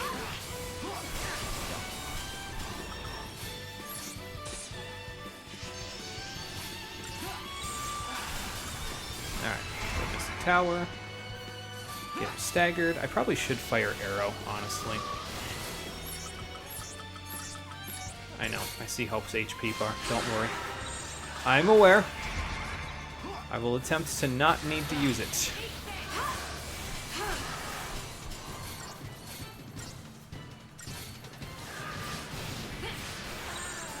Keep the enemy off balance. I'll wait. Okay, now I'll go. Hopefully by the time I'm done, the rest of you will get your stuff back. That's the nice thing about Aurora, though, is that it causes the enemy to fly up in the air like that, which can be useful for keeping them off balance. Not good enough for a 5-star, but, you know, it works. Hey, Marie, how you doing? Welcome back. Yeah, ooga booga! Here at the end of the stream so you can watch me kill a giant chili pepper. Yes, absolutely. Well, we're on Pulse now, so, I mean, that should probably be pretty obvious. We're in the Yas-Chas Massif. We're looking for Mission 4 currently. I'm not finding it at the moment. It says it's in the Ascendant Scarp, though, so we're in the right place. I'm just not seeing it on the map, that's all. Oh, there it is, okay. Did not see it there for a second, but now I see it. But yeah, so we're just hanging out on Pulse. It's hell. The enemies here are murdering us, not exactly easily, but easier than basically anything else in the game. We've already had to retry a few times, but that's okay. It happens. So, but yeah, so we're going to work on the missions. We're going to do the first 14 missions, and once we've done the first 14, we will go treasure hunting, and then we'll work on the rest as we go. We're on mission 4 at the moment, so we're getting there. I don't know if we'll get to 14 by the next stream, but we might. I forget exactly how long it takes to wander all the way off to the other missions that you've got to do, so I guess we'll find out. Favorite area in Pulse, good elevator music. Yeah, I don't know why it's elevator music like this, but it's fun, you know. It works, I suppose. Feels like something you'd hear in like a waiting room in Cocoon, but, you know, that works for what it's worth. Okay, so... Oh, you can't even get this one because it's 8,000. You know, I'm going to wait actually for everybody else then, since you can't even get that at the moment. I know Snow and Vanille have got a little bit going on there, but we're fine. Don't have anything we need to buy particularly. I've bought basically everything that I really need to buy for now. Once we get done with the step, we'll have more stuff to buy, but at the moment, since I spent on that Scarletite, we don't really have a whole lot of money to spend, you know? So, had to get that Tetratic Tiara, though. Oh, good, our introduction to these guys. Oh, here we go. Ah, they saw me right before I got to them. So these are Munchkins. They're something. They love to spin their arms at you and whack you in the face. They have a pair of headphones and roller skates, and they're very weak to Delta attack. Because getting them all in a nice big group and then blitzing through all of them works pretty good. As you'll see in a moment, Fang with the General's belt would probably work very well here, although if you don't have the General's belt, but you do have the Tetratic Tiara, it might be better for this because then you get the extra protection. But having them all centralized on a single character means that anybody that's blitzing can just kind of go ham, like Lightning, for example, can just kind of go ham on these guys. They're not particularly hard, granted. Thank you for that close-up game, definitely didn't need that. They're not particularly hard, but, well, they have a boss that we'll see later. So, alright, so that way probably leads to something else. Our mark is to the right, so let's go to the right instead of to the left. What do you mean, come here? I saw it, Hope, but we can't go that way. The mark is this way. The minimap would never lie to me, would it? Yeah, we'll go kill the mark, and then we'll try to get back to a save point and go from there. Well, okay. Obviously, gonna fight either the mark or some Triffids along with the mark, which I guess is a distinct possibility. This might not be a bad spot for Saz to actually get a Gestalt kill with Brynhildr, now that I think about it. We tried to use Brynhildr to get a Gestalt kill on Mission 1, and we killed the Mark too fast, so... Love how you can pick up the other 3 rolls your people don't have naturally, and then you look at the CP costs. Yeah, it's pretty expensive to get the other 3 rolls. Like, it costs, I think, about 36,000 CP to get stage 1 of any other given roll, which isn't terrible, mind you, but it's pretty restrictive, at least early in the game, so... How do I want to do this? We're definitely going to need, like, shell and stuff, so... Let's switch this over to like a Comsen Sin, I think. And probably start with it so that Hope can get Protect and Shell and Bar, blah, blah, blah. Because these things like to cast on us. If I get a preemptive, it would be good, but if I don't, we'll just make it work. We centralize all the enemies, then I can blitz to my heart's content, so... And obviously, they're lined up like bowling pins at the moment, so that kind of helps a little bit. They're also blasting me with Tyraga and Blizzaga at the moment as well, but, you know. Maybe I go to combat turns before I die, because I'm about to die, so... Lightning, cast faster. There you go. Thanks. Okay, well, one of them is staggered, so I guess now we go Delta attack before I do the rest. You're staggered. Okay, and another one's staggered. What is staggering them? Is Hope doing that? I guess it doesn't matter. We can fight the Adroas. The Adroas I'm not worried about, but the rest, I guess I'm a little worried about. Don't worry. Alright, since you're healing everybody else, I'll heal you. They're conjuring. That's not good. So I guess they can summon reinforcements, but I'm not really specifically concerned about that. Just get rid of the Adroas and have the last ones left over, and then we should be okay, you know. If we have to heal, we have to heal. Vertilit. Alright. Immune to magic absorbs that. Oh, that's fun. I guess go Comsen Sin then, since, you know, I'm the only one that can inflict damage on these guys at the moment. Probably should also be using Ruin, to be fair. What the hell is he summoning now? Oh, okay, that's fine.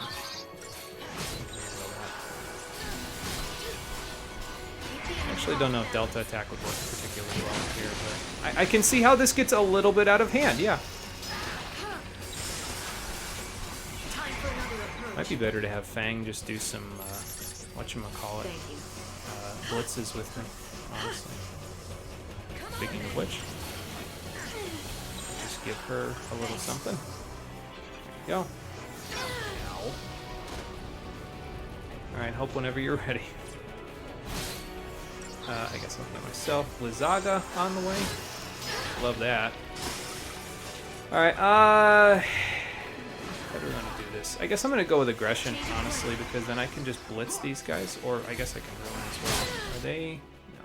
Okay. Just keep powerful magic attacks, but they're not immune to them. So we might not get this one in the first try. So that's okay. We'll see if we can make it work. I'll just revive both if need be. I'll revive me if need be as well, because good lord, man. Yeah, okay. Thank you, Hope. That was close. I better get Hope as well, since he's in the process of keeping me alive there. So. Yeah, I guess you can slowly chip these guys down, since that's what we're in the process of doing. Okay. Well, I guess at least I get 2 blitzes out of this, if I ever stand up again.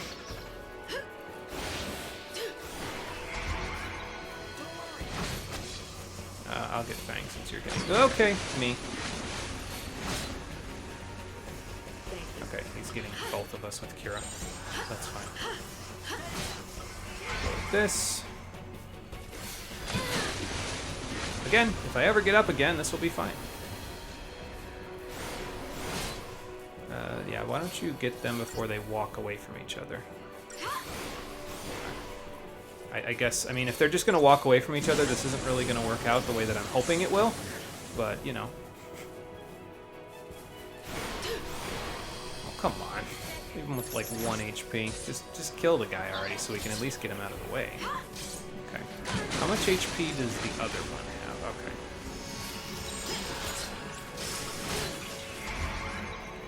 Alright, so, just top off real quick. I guess Hope got bail on all of us, which is kind of nice. And then... Alright. So let's try blitzing these guys. Oh, right, I didn't have blitz on. Alright, off we go. Lightning, whenever you're ready. It's not like it's urgent or anything. They're only kicking our asses. I suppose actually fog would be pretty good here though, wouldn't it? Because if we can get fog on these guys, they won't be able to do much of anything. Maybe we'd retry and try that out, huh? Let's see if we can get fog on them. And maybe I'll switch to Fang so that I, like, can actually control the fog, you know? Like, because then I can be the one to cast it. So let's do that, why not? Give you the Whistlewind Scarf. Give you... Oh, you've already got an Aurora Scarf on. Why do I have an Aurora Scarf on you? I was supposed to give you the Whistlewind Scarf. Oh, whatever. Doesn't matter. Rule 1 of Pulse. Don't fight it if it's taller than snow without a damn good plan. Rule 2 of Pulse. Everything is deadly. Yeah, even these little guys, which... Yeah, they can be a bit of a problem, that's for sure. I mean, honestly, I don't see the Brunhilde thing working out here. I figured, okay, well, there's going to be some Triffids, but not in this particular case, there's not. So, alright, so let's see if we can do this. We'll do Sabcom Sin, and then we'll do Sabcom Rav. Yeah, and then we'll go Com Rav, and we'll see if we can get rid of them. But if I can get Fog on them, I don't know if they can actually be fogged. That's kind of something that I'm trying to figure out now. But if I can get Fog on them, it should make this a little bit simpler. Of course, a preemptive strike will also make this a lot simpler, because then they're basically bowling pins, but, you know. Let's see if I can get Fog on them. If not, then we'll just switch to aggression and we'll fix it. Okay, got a whole bunch of them. Can't really tell if they're fogged, but I did at least stabilize the gauge with it, so. Now, the thing about Fog Ga is that it's naturally less effective than regular old Fog because it has less accuracy than Fog. And Fog already has, I think, only like 20% accuracy, so that's not ideal, but we'll make it work. We've got them staggered, so we did a good chunk of damage to them at the moment, so. Alright, let's go back to this. I'll just see if I can get Fog regular on the enemies. Alright, so that's Fog on you. Now let's get Fog on you. I know we've got an Uridimu now to deal with. Oh, you're already fogged, okay. Let's see, you're not fogged. So let's get Fog on you. Combat Clinic while I challenge things. And get you. Okay, or don't get you. Okay, I'll do more than one challenge. Like, Christ. Alright, there we go. And, you know what? I'll provoke everything else while I'm at it. Okay, there we go. Now, I think we have Fog on everybody, but just to make sure, let me go Bully and just see. So you're not fogged, so let's get Fog on you. So you can stop doing that. It's not particularly accurate, unfortunately, but that's because it only has a 20% accuracy rate, unfortunately.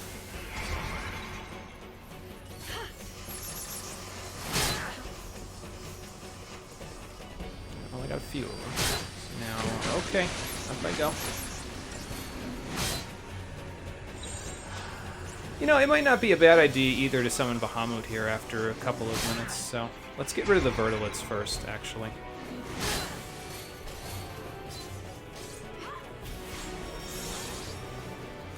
Although it might be easier said than done, considering they don't take damage from magic attacks. So maybe I'll just go blast them once I come out of this.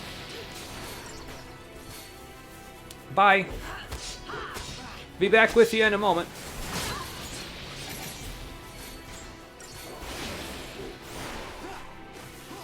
Alright, well this one's staggered, so it shouldn't be long now before that one's taken care of. I might die. Yeah, I died. Okay. Cool. So we have to get fog on them to get them to stop doing what they did there. Although, maybe if I get a preemptive strike and then summon Bahamut, it would work. God, I really should, like, figure out how I want to do these. I don't quite recall how I did these previously. Well, anyway, it's past 10 o'clock, so I guess we're taking the walk of shame. We're going back to the save point so I can figure this out later. Because I got nothing at the moment, other than, okay, well, summon an Eidolon, I guess. Which, I mean, is a sound plan, obviously, but it's not always the best plan, because sometimes you just won't have the TP to do it, so... probably work for us for now, since we're, you know, hang on, stuck, you know, since we're stuck at a lower-ish power level. Obviously, you gotta make, sacrifices in some situations if you're stuck at a low power level like this, so... But I guess we'll figure it all out. I'm not too concerned about it. So we'll come back on the next episode of Final Fantasy XIII, the Stream Edition, and I'll figure out what the hell I'm going to do about this fight, because honestly, like I said, this whole section of Pulse for me is just a gigantic blank in my memory. I feel like Fang at the moment. I feel like I'm going in and just feeling stuff out, you know? And it's not as easy when you're not on rails anymore. The game keeps you on rails for so long, then it takes the brakes off, and, well, this is the result. So we'll see if we can clean it all up on the next episode, which will be on Saturday at 7 p.m. Eastern Standard Time. So, thank you for watching, everybody. I appreciate you coming out to Twitch and YouTube to check out the stream. I'll see all of you on the next one, which, as I said, will be on Saturday at 7 p.m. Eastern Standard Time. Until then, everybody, take care, and have a good one. While I'm at it, I might work on that pedometer thing that I was talking about earlier, where you have to take 10,000 steps on Pulse in order to get the reward that I want to get from the pedometer. I know, it sounds weird. I'll talk about it when we actually get there, but I might work on that just, honestly, while I'm figuring stuff out with this. I'll do it off screen, though, so that way we're not, like, sitting here trying to figure it all out together, you know? Wastes less time that way.